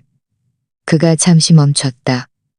극원에서는 빈손으로 내쫓는 것에 대해, 법원에서는 빈손으로 내쫓는 것에 대해, 그는 그럴 거야. 나는 나지막이 말했다. 시선은 그 차가운 숫자들에 고정되어 있었다. 그가 가장 중요하게 생각하는 건 돈 외에 그의 체면, 회사 내 그의 지위, 그리고 그의 완벽한 아버지 이미지야. 만약 이 모든 것이 폭로된다면 그는 돈뿐만 아니라 더 많은 것을 잃게 될 거야. 유진이 고개를 끄덕였다. 그래서 협상 시기와 카드가 아주 중요해. 그가 모레밤에 돌아온다고 했지? 그럼 그가 돌아온 직후, 하지만 그가 어떤 수를 쓰기 전에 그에게 모든 걸 밝혀서 허를 찔러야 해. 유진의 눈에 날카로운 빛이 스쳐 지나갔다. 이 증거 자료들은 내가 잘 정리해서 몇 곳 복사해 줄게. 원본은 네가 꼭 잘 보관하고 휴대폰 속 영상이랑 사진도 여러 곳에 백업해둬. 그리고 그가 돌아와서 너랑 얘기할 때 녹음하는 거 잊지 마. 알겠어. 내가 대답했다. 응. 그가 인정하도록 유도해. 그 아이를 인정하고 그 이체 내역들을 인정하고 너를 속였다는 것을 인정하게 만들어. 그가 직접 인정하면 그게 바로 철진이야. 유진이 내 손을 잡았다. 지은아, 마지막 곡이야. 잘 버텨. 시우를 생각해. 나는 고개를 끄덕이며 두툼한 거래, 내역서와 자료를 다시 잘 챙겨 품에 안았다. 이 종이들은 가벼우면서도 무거웠다. 가벼운 것은 그 위에 담긴 나의 7년 결혼, 생활의 진실과 대가였다. 유진아, 고마워. 나는 가장 친한 친구를 바라보며 진심으로 말했다. 그가 없었다면 나 혼자 이렇게 빠르고 침착하게 해낼 수 없었을 것이다. 뭘 고마워? 유진이 손을 내저으며 평소의 모습으로 돌아왔다. 쓰레기 같은 남자 정리하는 게 제일 신나지. 네 일 다 끝나면 김민준 그 자식 내가 가만 안 둘 거야. 아주 피를 보게 만들어야지. 아, 맞다. 네 시어머니 쪽은? 그가 이 말을 꺼내자 그제야 민준의 어머니, 나의 시어머니가 생각났다. 시어머니는 줄곧 시골에 사셨고 평소 몸이 좋지 않으셨지만 우리, 특히 시우를 진심으로 아끼셨다. 이 일은 아마 시어머니께도 적지 않은 충격이 될 것이다. 일단 시어머니께는 알리지 않을 거야. 나와 민준 사이에 해결되면 그때 말씀드릴게. 나는 말했다. 유진이 떠난 후 집은 다시 조용해졌다. 나는 그 증거들을 조심스럽다. 그리고 거실 통창 앞으로 가서 바깥이 점점 어두워지는 것을 바라보았다. 휴대폰이 다시 진동했다. 여전히 김민준이었다. 이번에는 항공편 정보였다. 모레밤 8시 20분 도착 예정. 9시 좀 넘으면 집에 도착할 거야. 지은아, 나 모레밤 9시쯤 집에 도착해. 우리 잘 얘기하자. 응? 기다려줘. 나는 그 메시지를 오랫동안 바라보았다. 그리고 손가락을 들어 답장했다. 한 글자, 알았어. 김민준, 기다릴게. 당신이 돌아오면 우리 이 빚을 잘 계산해보자. 증거가 손에 들어오자 마음속에 흔들리던 증오심은 오히려 가라앉아 차갑고 단단한 쇠덩이처럼 마음속 깊이 가라앉았다. 나는 전쟁을 준비하던 민준이 돌아올 그날 밤을 준비하기 시작했다. 유진이 정리해준 핵심 증거 사본들을 분류하여 잘 보관하고 휴대폰은 완전히 충전하고 녹음 기능을 확인했다. 심지어 일부러 마트에 가서 민준이 좋아하는 반찬들을 샀다. 그를 안심시키고 아직 만회할 여지가 있다고 믿게 만들려는 것이었다. 시우는 아빠가 돌아온다는 말에 무척 신나했다. 손가락으로 남은 날짜를 세고 세 가족이 함께 웃는 그림을 그려서 아빠에게 선물로 주겠다고 했다. 그림 속 손을 잡고 있는 과장된 세 명의 웃는 얼굴을 보며 내 목구멍이 메었다. 아무 말 없이 아이의 머리를 쓰다듬어주고 그림은 조심스럽게 내 서랍에 넣어두었다. 폭풍 전야의 고요는 가장 견디기 힘든 법이었다. 시우를 유치원에 데려다주고 밥을 하고 청소를 했다. 심지어 민준이 집은 괜찮아. 시우는 착해? 라고 메시지를 보내왔을 때도 다 괜찮아. 당신 돌아와 라고 침착하게 답장할 수 있었다. 민준이 돌아오기 전날 오후 초인종이 울렸다. 나는 그때 주방에서 냉장고를 보며 저녁 반찬을 생각하고 있었는데 머릿속으로는 계속 민준과 대치할 때 해야 할 말들을 예행 연습하고 있었다. 초인종 소리가 갑자기 울리자 나는 잠시 멍해졌다. 이 시간엔 시우가 아직 유치원에 있고 유진은 오늘 안 온다고 했다. 이유 모르게 심장이 쿵 하고 내려앉았다. 나는 손을 닫고 현관으로 가서 문구멍으로 밖을 내다보았다. 문 밖에 서 있는 사람을 확인하는 순간 온몸이 얼어붙었다.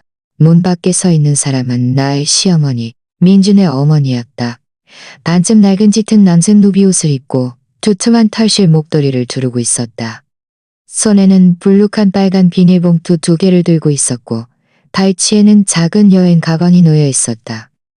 희끗희끗한 머리카락은 바람에 약간 흐트러져 있었고 얼굴에는 장거리 이동 후에 피곤함이 역력했지만 눈빛은 빛나고 있었다. 지금 문구멍 쪽을 다급하게 바라보고 있었다. 시어머니? 왜 갑자기 오셨지? 게다가 아무런 연락도 없이.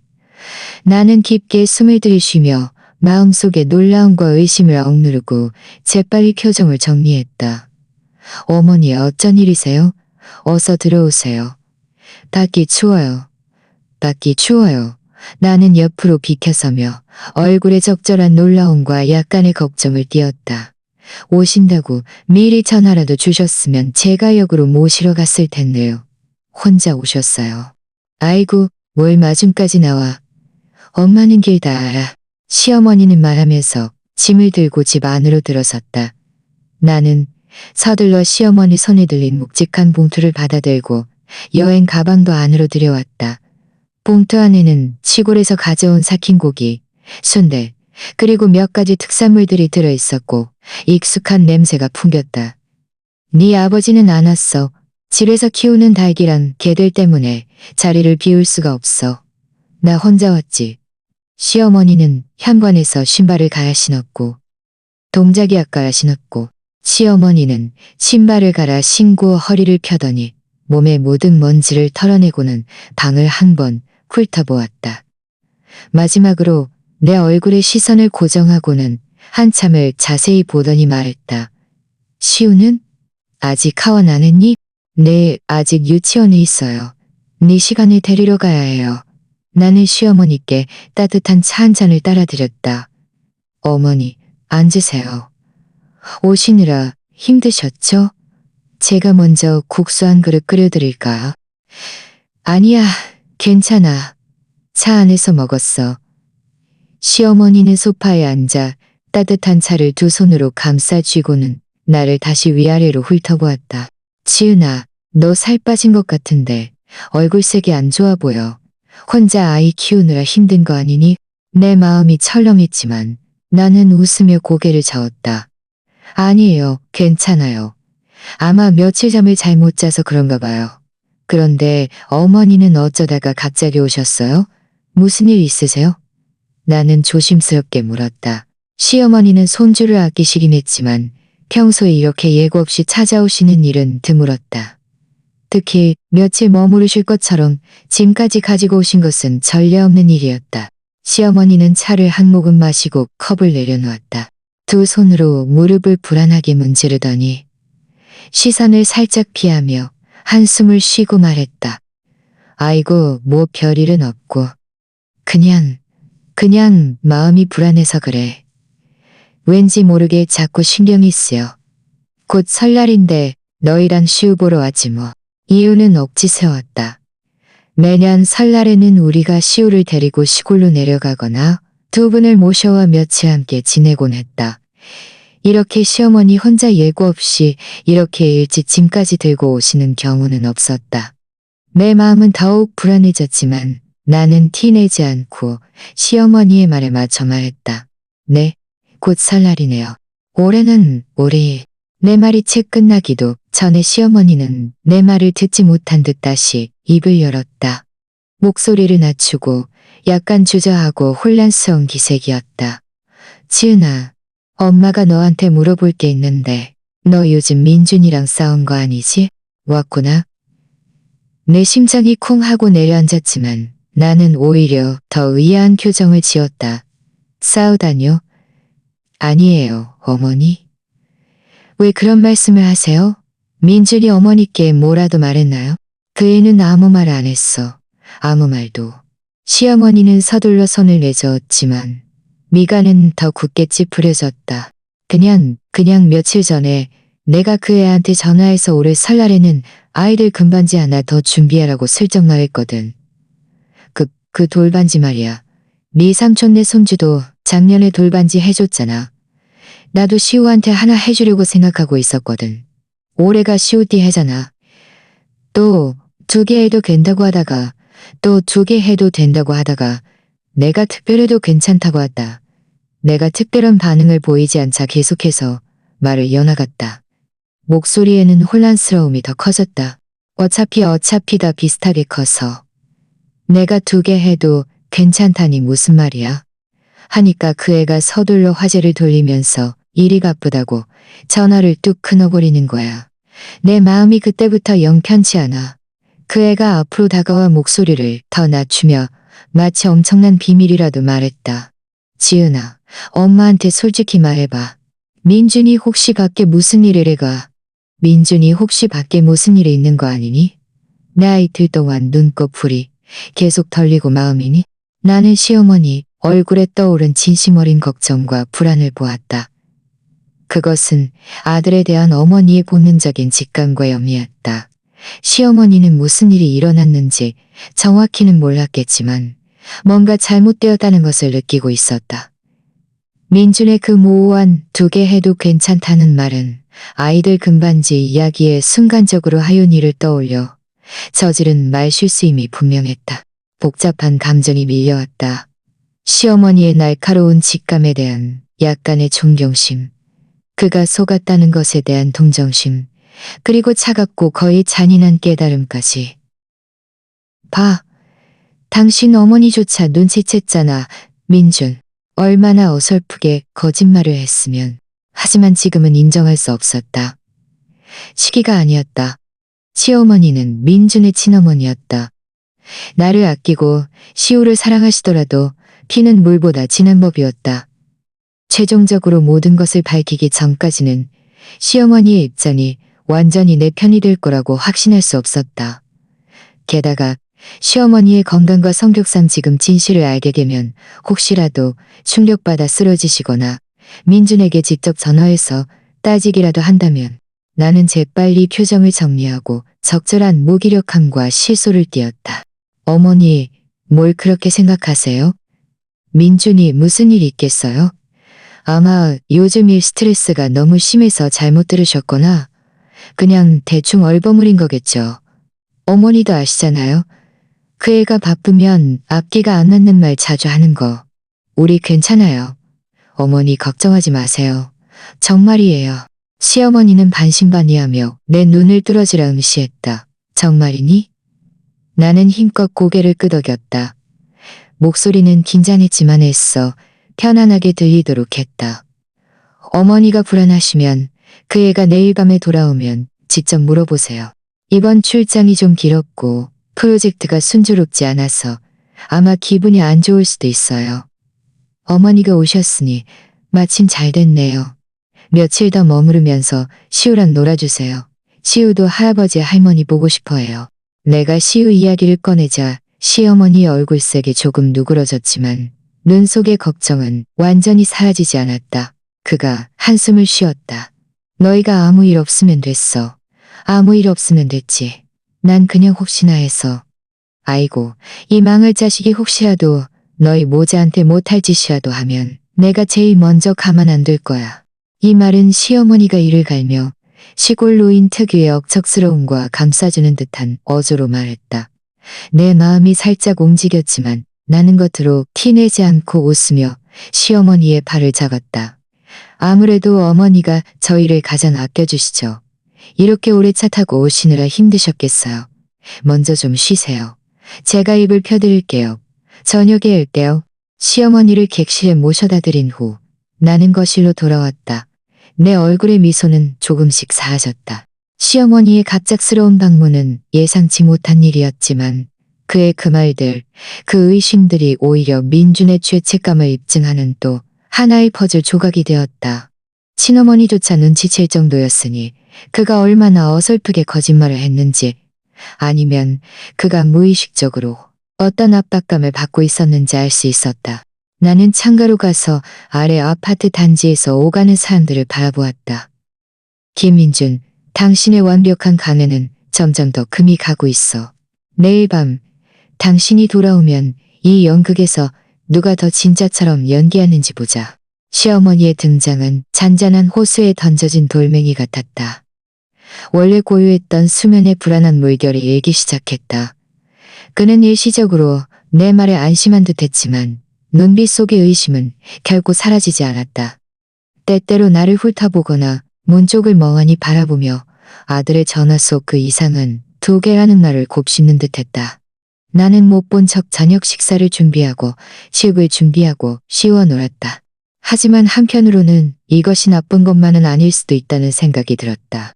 시우는 할머니의 갑작스러운 방문에 깜짝 놀라 기뻐했고 할머니께 시골 이야기를 해달라고 졸랐다.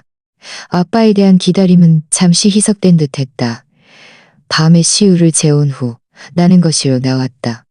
시어머니는 여전히 소파에 앉아 있었다.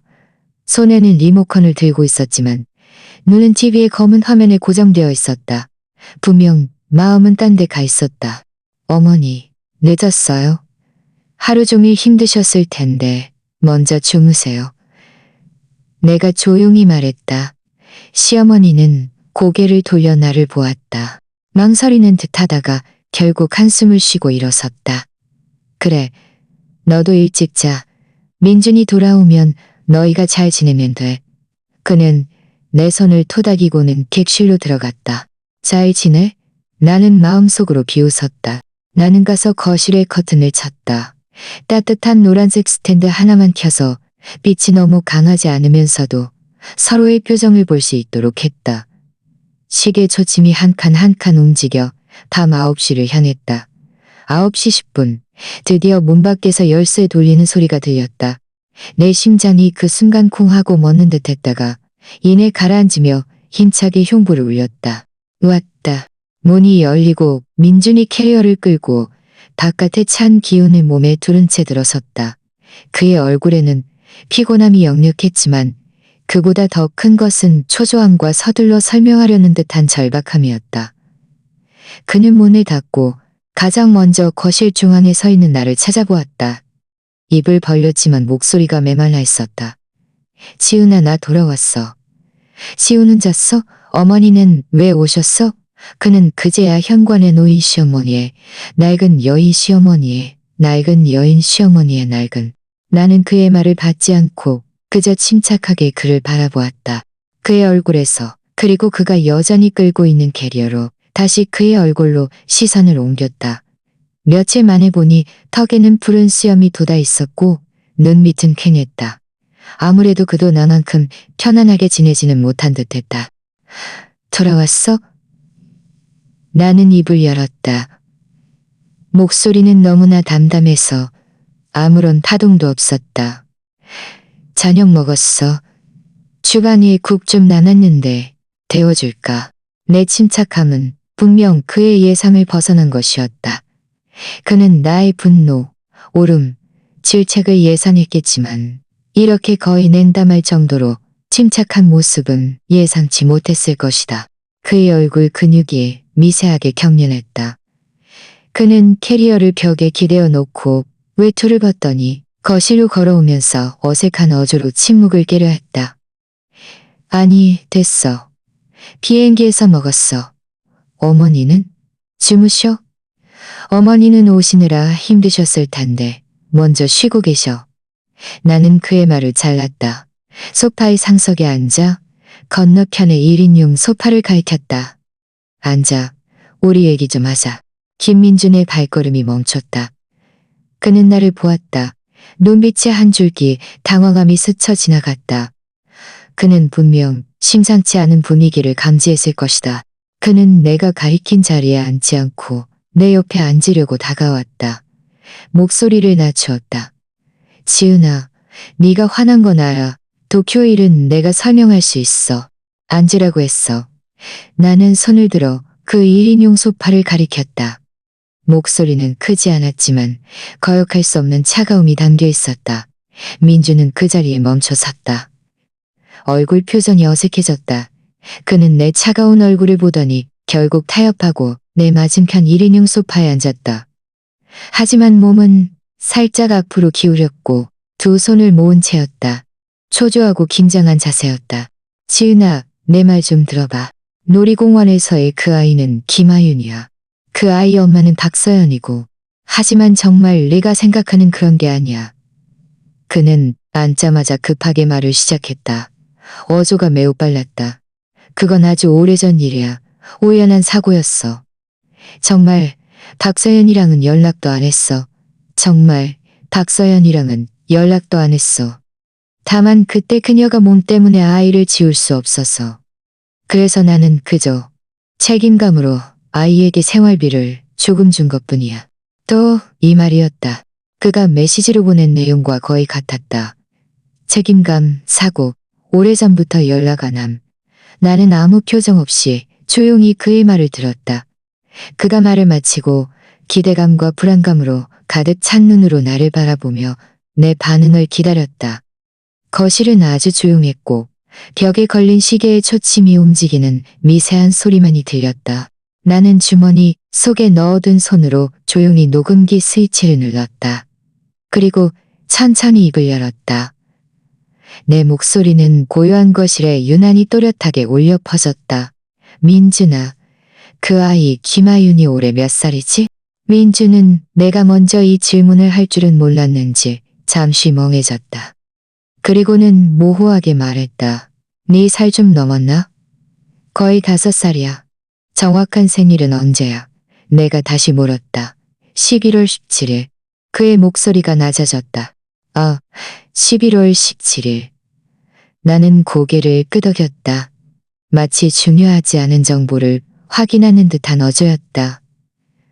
그럼 당신과 그 아이 엄마, 박서연의 그 우연한 사고는 언제 시작된 거야? 그건 아주 오래전 일이야. 내가 너를 만나기 전이었어. 민준이 급하게 변변했다. 나를 만나기 전? 나는 나지막이 되풀이했다.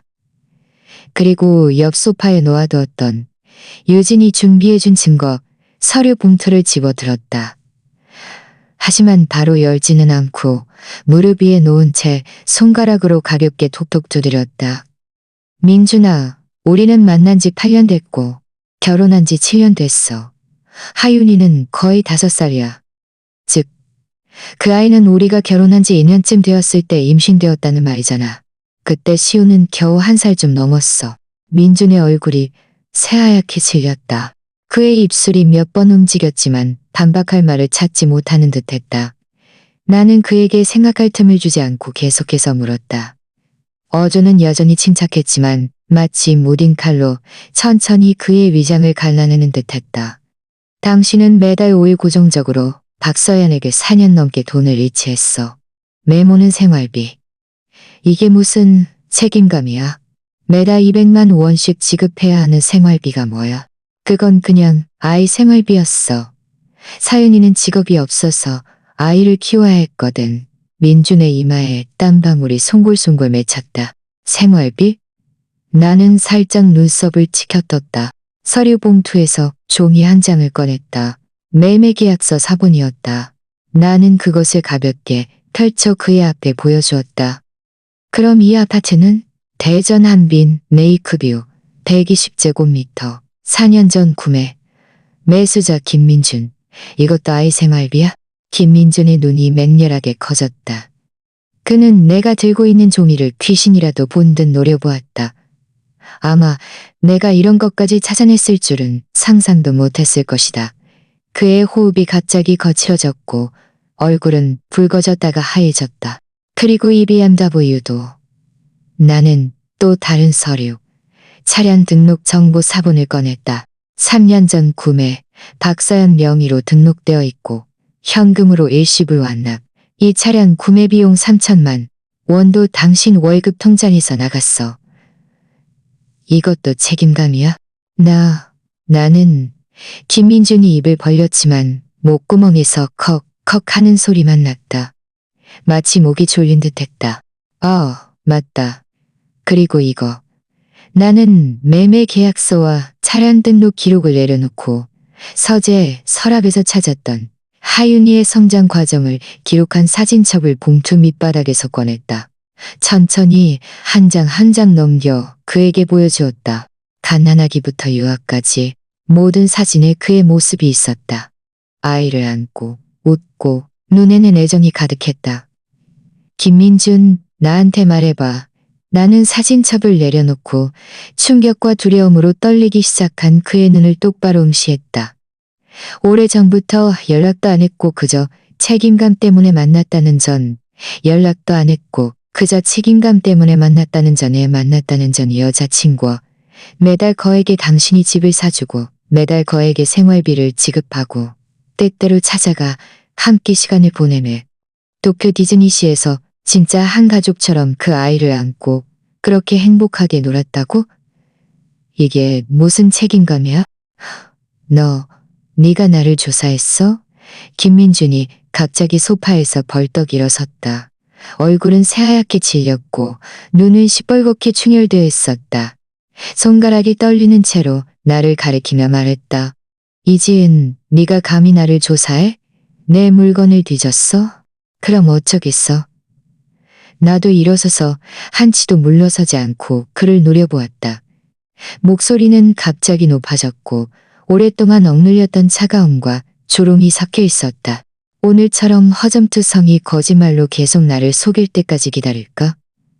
김민준, 당신은 내가 아주 바보 같다고 생각하는 거야? 그렇게 여러 해 동안 당신에게 속고 당신이 사생활을 안고 있는데도 그 말도 안 되는 책임감이라는 변명을 믿는 내가 바보 같다고 생각하는 거야? 내 목소리가 커지자 객실에 있던 시어머니가 놀랐다.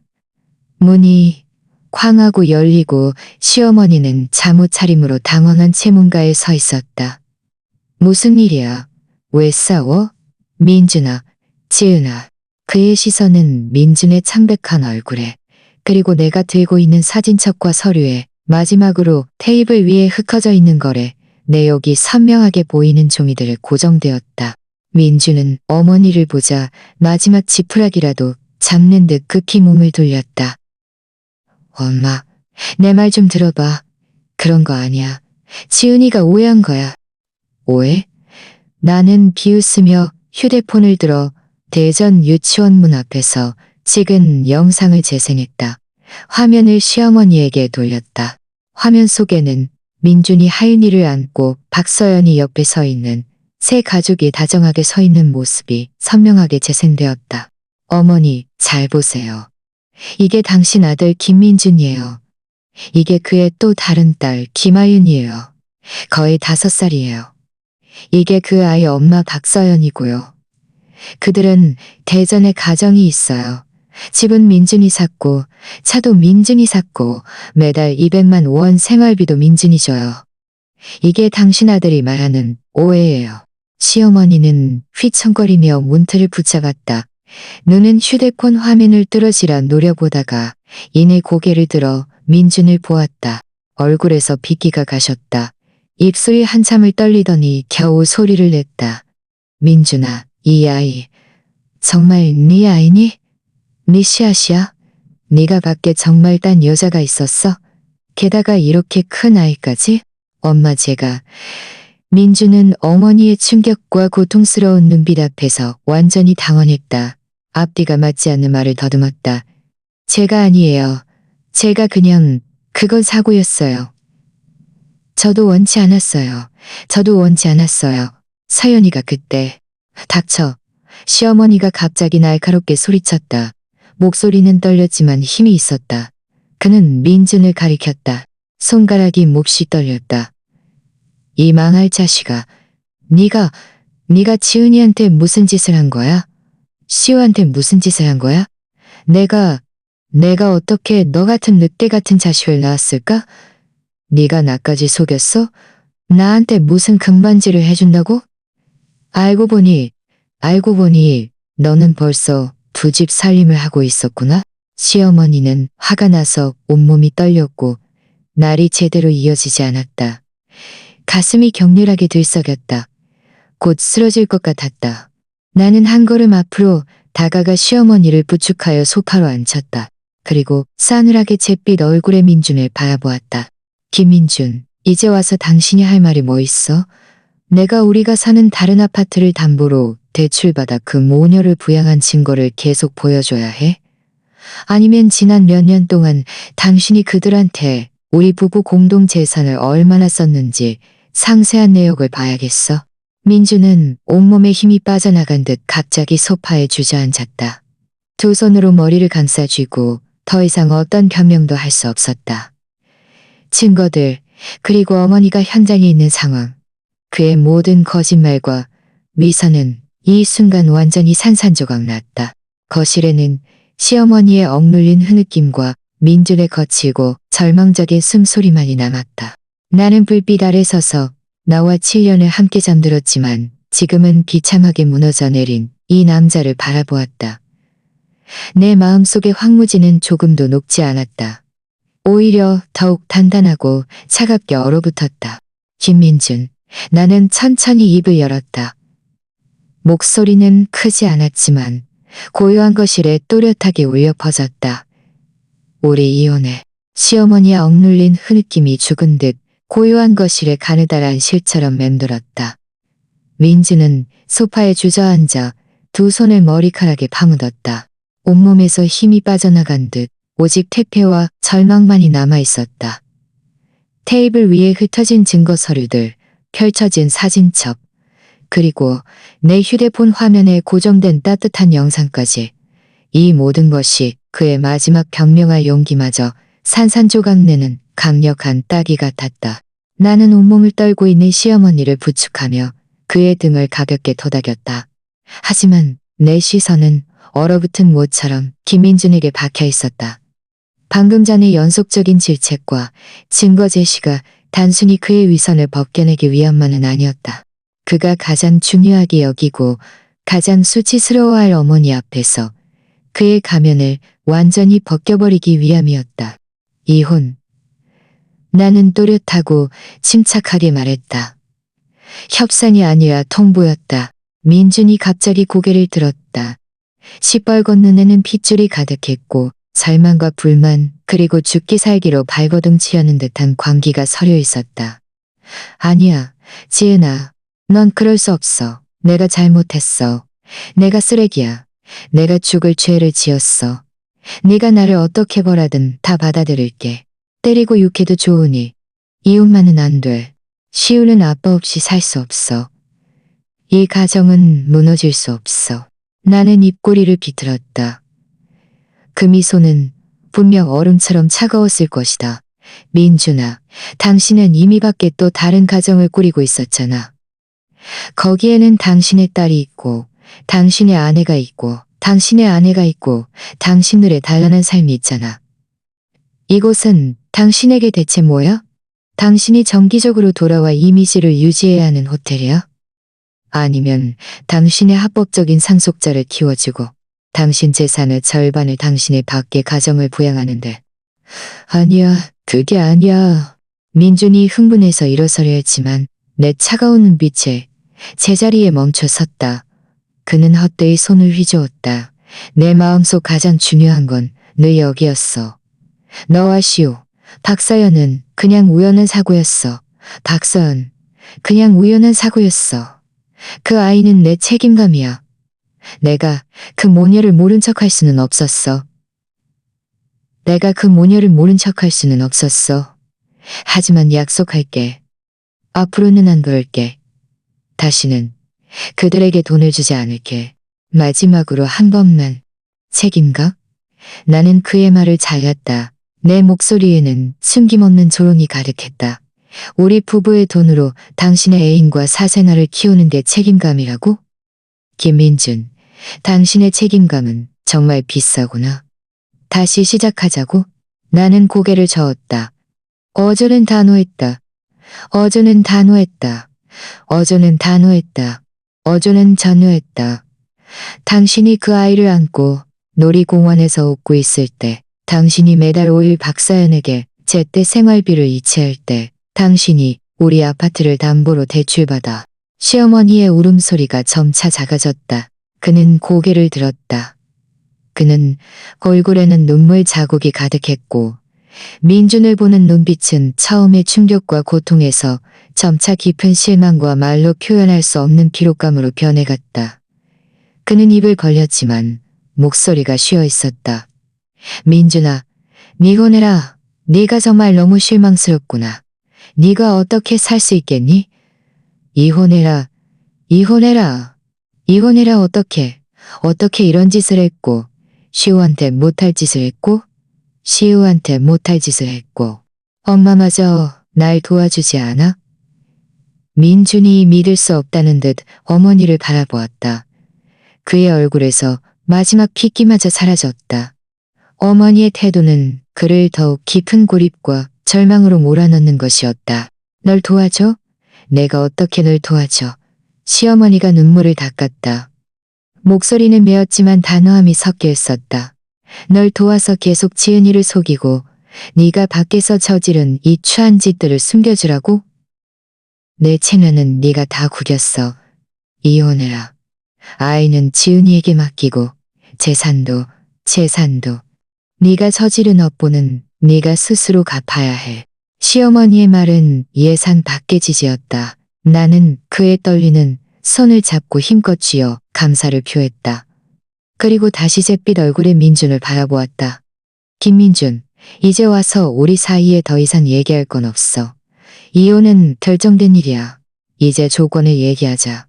내 목소리는 이전의 침착함을 되찾았지만 협상 테이블에서나 나올 법한 단호하고 차가운 어조였다. 민준은 멍하니 나를 보았다. 어머니마저 이혼을 지지한다는 충격에서 아직 벗어나지 못한 듯했다. 조건. 나는 서류 가방에서 유진이 미리 작성해둔 이혼합에서 초안과 재산 목록을 꺼내 테이블 위에 놓았다. 그의 앞으로 밀어주었다. 첫째, 시우의 양육권은 내가 가져.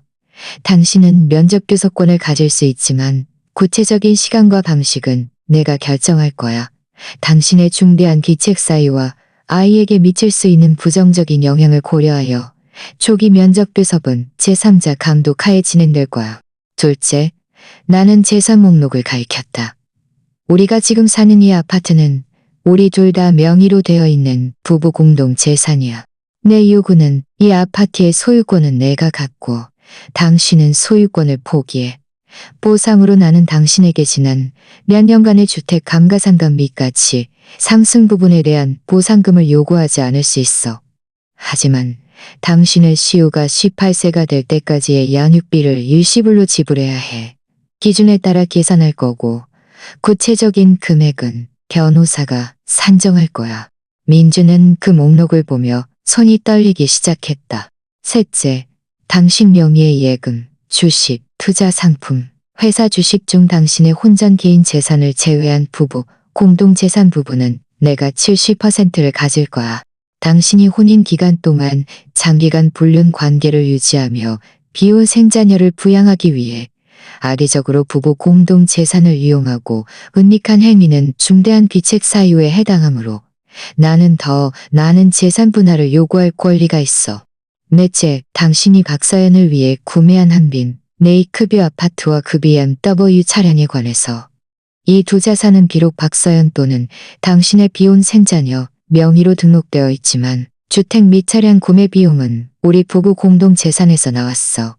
당신이 악의적으로 빼돌린 자산에 해당하므로 나는 이를 회수할 권리가 있어. 당신에게 두 가지 선택권을 줄게. 하나, 당신이 박서연으로부터 그 아파트와 차량을 회수하여 현금화한 후 그 금액 전부를 우리 부부 공동 재산으로 편입하여 분할해. 둘, 만약 회수할 수 없다면 이 부분의 손실은 당신의 개인 채무가 되어 당신이 개인적으로 전부 부담하고 당신이 분할받아야 할 다른 부부 공동 재산 지분에서 상계 처리될 거야. 다섯째, 내 시선은 얼음 칼날처럼 그의 얼굴을 훑었다. 당신의 중대한 귀책 사유로 인해 나와 시우가 심각한 정신적 고통을 겪었으므로 나는 당신에게 정신적 손해배상금을 청구할 거야. 금액은 나는 한숨에 모든 조항을 말했다. 모든 조항은 명확했고 그의 약점을 정확히 찔렀다. 이것은 단순한 재산 분할이 아니었다. 지난 몇 년간의 그의 기만과 배신에 대해 그에게 거의 모든 것을 잃게 만드는 대가를 치르게 하려는 것이었다.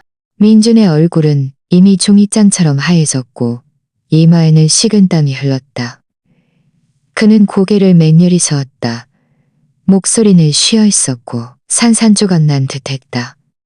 말도 안 돼, 지은아. 넌 이럴 수 없어. 넌 나를 죽이려는 거야.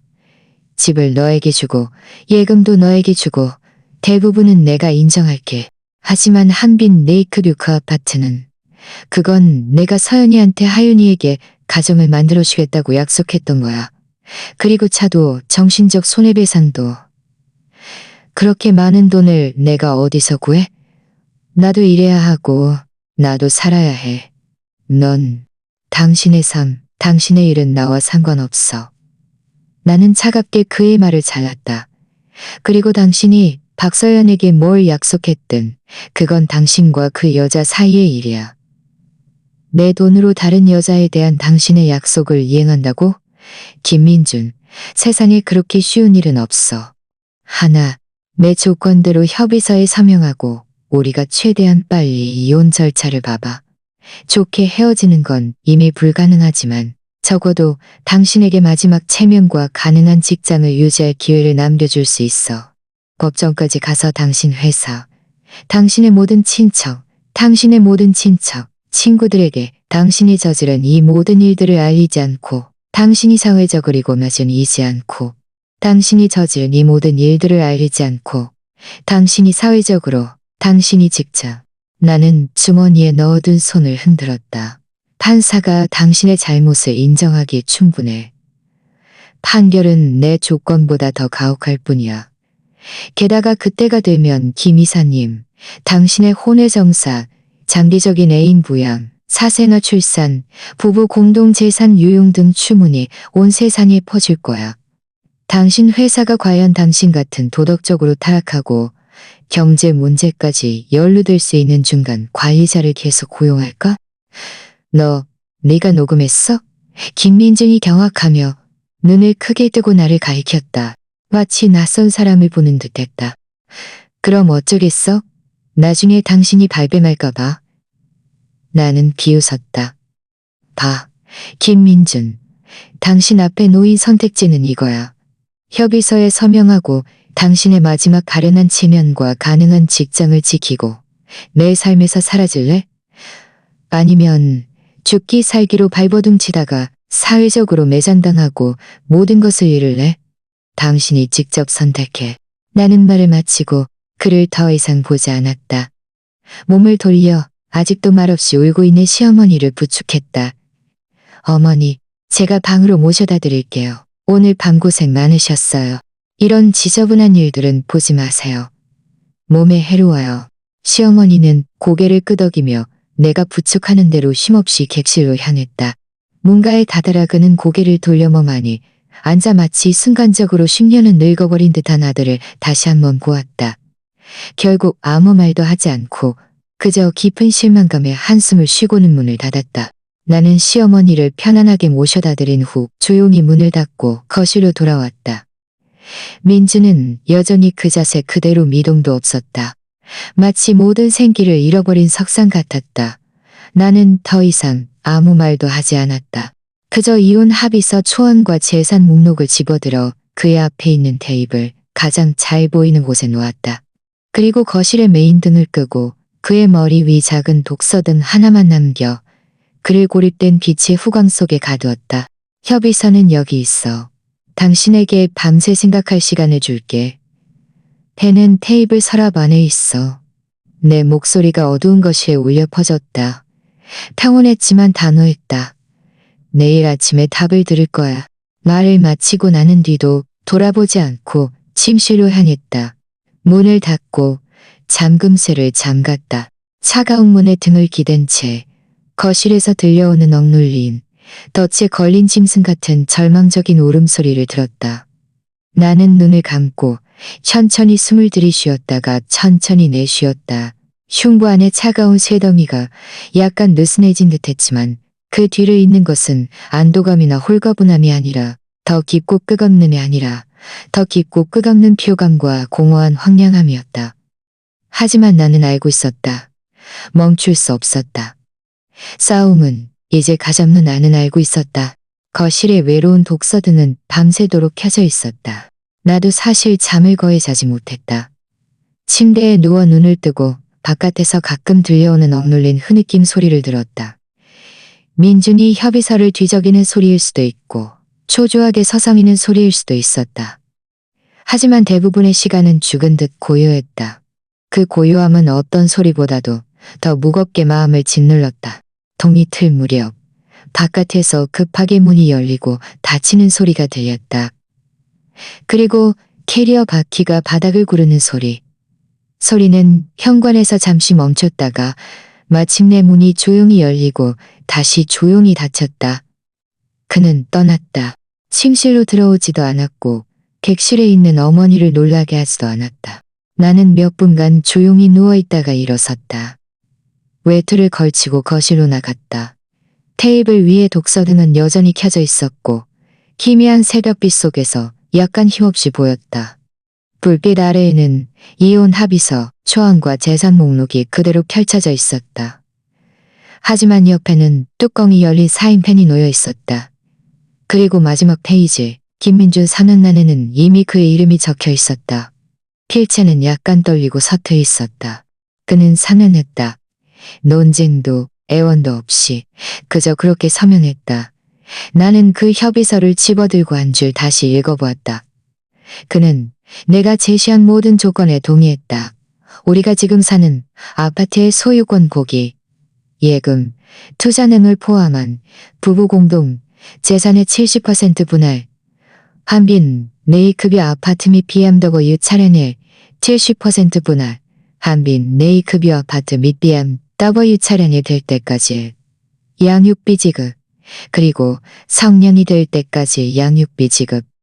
이 협의서에 서명함으로써 그는 지난 몇 년 동안 결혼 생활을 통해 축적한 재산의 대부분을 잃고 빚까지 짊어지게 될 것이며 그가 우리 돈으로 구축했던 닭의 가정도 뿌리째 흔들리게 될 것이라고 말할 수 있었다. 나는 협의서를 조심스럽게 잘 접어 서류 봉투에 넣었다. 마음속에 차가운 쇠덩이가 마침내 딸깍하고 제자리에 놓이는 소리가 들렸다. 예상했던 환희도 해방감도 없었다. 그저 무거운 모든 것이 마무리되었다는 안정감뿐이었다. 7년 동안 이어졌고 마지막 2년 동안은 완전히 망가졌던 이 결혼 생활이 마침내 법적인 종점에 도달한 것이다. 나는 창가로 가서 커튼을 살짝 열었다. 새벽의 아파트 단지는 아직 고요했고 바닥에는 얇은 서리가 내려 있었다. 김민준의 검은색 SUV가 아파트 단지 정문을 천천히 빠져나가 차갑고 고요한 거리 저편으로 사라지는 것이 보였다. 그는 평소 회사로 가던 방향이 아니었다. 주방에서 미세한 소리가 들렸다. 나는 가보니 시어머니가 이미 일어나 물을 끓이고 있었다. 한숨도 못 주무신 듯 밤새 울어서 눈이 퉁퉁 부어 있었다. 어머니, 왜 벌써 일어나셨어요? 더 주무시지. 내가 다가가자 시어머니는 고개를 돌렸다. 눈은 붉게 부어 있었고 나를 보았다가 텅 빈 거실을 보았다. 목소리가 쉬어 있었다. 그애 갔니? 네, 서명하고 갔어요. 나는 침착하게 말했다. 시어머니의 입술이 떨렸다. 눈물이 다시 솟구쳤지만 그는 힘껏 닦아내고 고개를 끄덕였다. 그래, 잘 됐어. 억보는 제가 지은 것이니 그 고통도 제가 감당히 하지. 지은아, 엄마가 미안하다. 아들 잘못 키워서 너에게 이렇게 큰 상처를 줬어. 어머니 잘못이 아니에요. 나는 그의 거친 손을 잡았다. 어머니는 영원히 시우의 할머니이세요. 그 사실은 변하지 않아요. 시어머니는 눈물을 더 많이 흘리며 고개를 끄덕였지만 아무 말도 하지 못했다. 그 후 며칠 동안은 바쁘지만 질서정연하게 흘러갔다. 김민주는 그의 개인 물품 일부를 가지고 떠났고 나를 다시 만나지 않았다. 모든 후속 절차는 유진의 변호사를 통해 진행되었다. 시어머니는 이틀 동안 머무르셨고 내가 정말로 침착하고 시우도 내가 잘 보호하고 있다는 것을 확인하셨다. 시우는 아빠가 더 먼 곳으로 출장을 가서 한참 후에 돌아올 거라고만 알고 있었다. 시어머니는 그제야 조금 안심하고 시골로 돌아가시겠다고 고집하셨다. 나는 붙잡지 않고 표를 끊어드리고 역까지 배웅했다.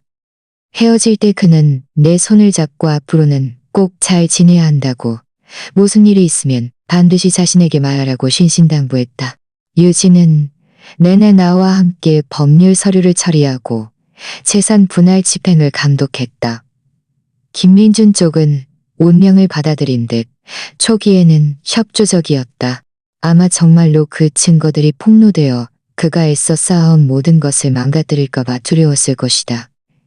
그의 명의 예금은 협의서에 따라 빠르게 분할되었고 우리 아파트의 명의 변경 절차도 시작되었다. 한빈 네이크비 아파트와 그 차량에 대해서는 변호사가 이미 박서연에게 재산 반환 또는 시가보상을 요구하는 공식 서한을 보냈다. 그것은 또 다른 지루한 싸움일 테지만 나는 더 이상 신경 쓰지 않을 테지만 나는 더 이상 이혼 절차는 금요일 오후에 공식적으로 마무리되었다. 날씨는 아주 좋았고 겨울 햇살은 드물게도 밝았다. 나는 유진에게 동행해달라고 하지 않고 필요한 서류를 들고 혼자 구청으로 향했다. 김민준은 이미 그곳에 기다리고 있었다.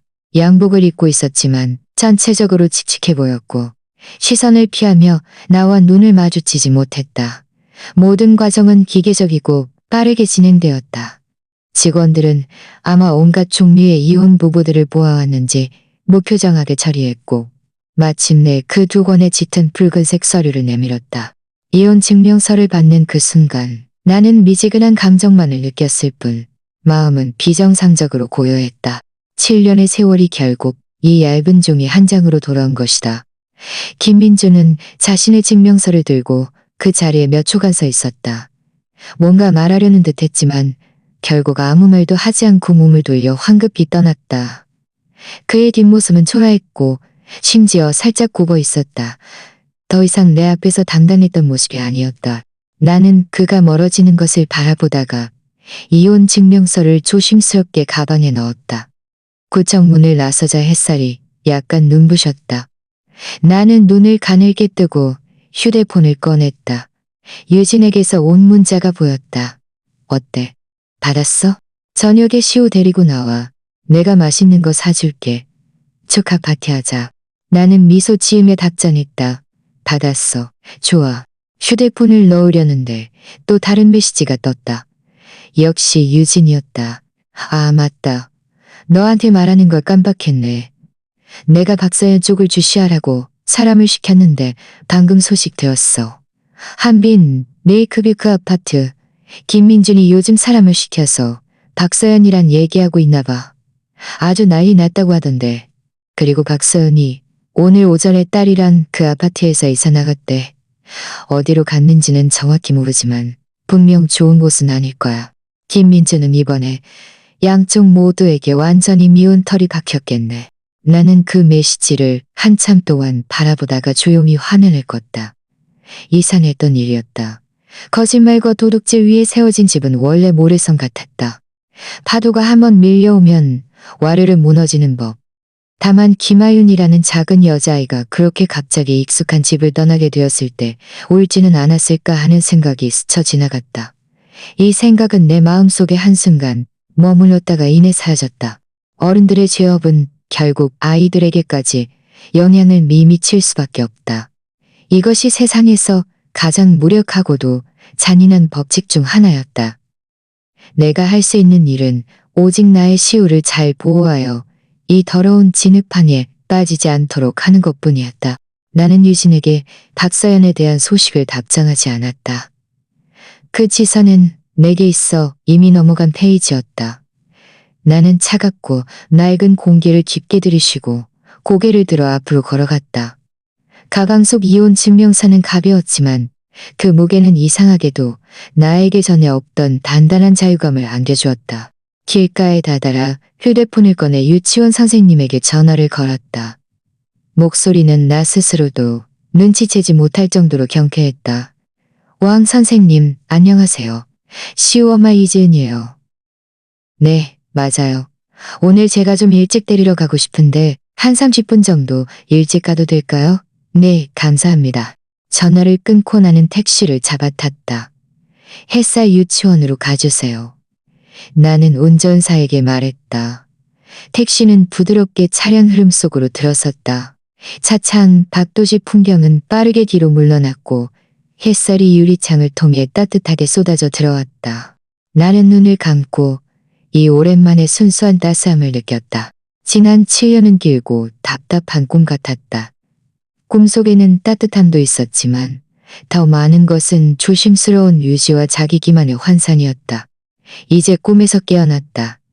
깨어나는 과정은 뼛속까지 아팠지만 꿈에서 깬 후의 몽롱함과 다시 익숙해져야 할 낯선 세상이 눈앞에 펼쳐져 있더라도 적어도 하늘은 진짜였고 햇살은 진짜였으며 내 발밑의 길도 진짜였다.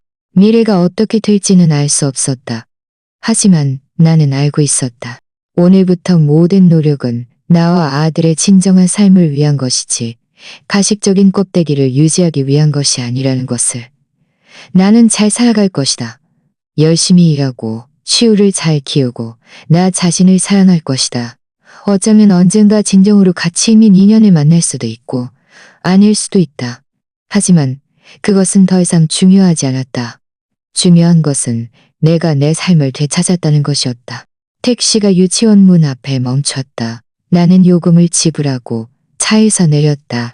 울타리 너머로 치우가 운동장에서 친구들과 미끄럼틀을 타며 천진난만하게 환하게 웃고 있는 것이 보였다. 나는 문가에 서서 그를 가만히 오랫동안 바라보았다. 마침내 선생님이 그를 데리고 나왔다. 아이는 나를 보자마자 눈을 반짝이며 즐거운 작은 새처럼 달려왔다. 엄마, 오늘 일찍 오셨네요. 나는 몸을 숙여 아이를 안정적으로 받아 안았다. 품에 꼭 안고 부드러운 뺨에 입을 맞추었다. 그의 몸에서 풍겨오는 햇살과 땀 냄새가 섞인 익숙한 아이 냄새를 맡았다. 엄마가 오늘 시우를 특별히 일찍 보고 싶었어. 나는 아이의 작은 손을 잡고 걸었다. 엄마가 맛있는 거 사줄게. 유진 이모가 쏘는 거야. 그리고 엄마가 시우한테 좋은 소식 알려줄 게 있어. 무슨 좋은 소식이에요? 시우가 고개를 들어 호기심 어린 눈으로 물었다. 좋은 소식은 말이지. 나는 아이의 작은 손을 꼭 잡고 서쪽으로 지는 노을을 향해 한 걸음 굳건히 걸어갔다. 오늘부터 엄마가 시우랑 더 많은 시간을 보낼 수 있게 되었어. 시우가 하고 싶은 모든 걸 할 수 있게 되었고 우리 앞으로의 날들은 점점 더 좋아질 거야. 시우는 이해하는 듯 마는 듯 했지만 점점 더 좋아질 것이라는 말과 많은 걸 할 수 있다는 말에 금세 기뻐하며 웃었다. 힘껏 내 손을 흔들었다. 좋아요. 엄마가 최고예요. 점점 더 좋아질 거야. 나는 아들의 따뜻한 손을 꼭 잡고 뒤돌아보지 않았다. 등 뒤로는 마침내 막을 내린 낡은 연극 무대가 있었고 눈앞에는 우리 모자 두 사람의 이제 막 시작된 새로운 인생길이 펼쳐져 있었다. 햇살은 따뜻했다. 친애하는 독자 여러분, 이 이야기를 들으시고 작가와 나누고 싶은 이야기가 있으신가요? 댓글로 남겨주시면 편집자가 모두 작가에게 전달하겠습니다. 편집자는 또한 이 이야기를 좋아하는 친구들에게 널리 공유해 주시길 바랍니다. 더 많은 분들이 들을 수 있도록 공유해 주세요. 다시 한번 경청해 주셔서 감사합니다. 다음번에 또 만나요.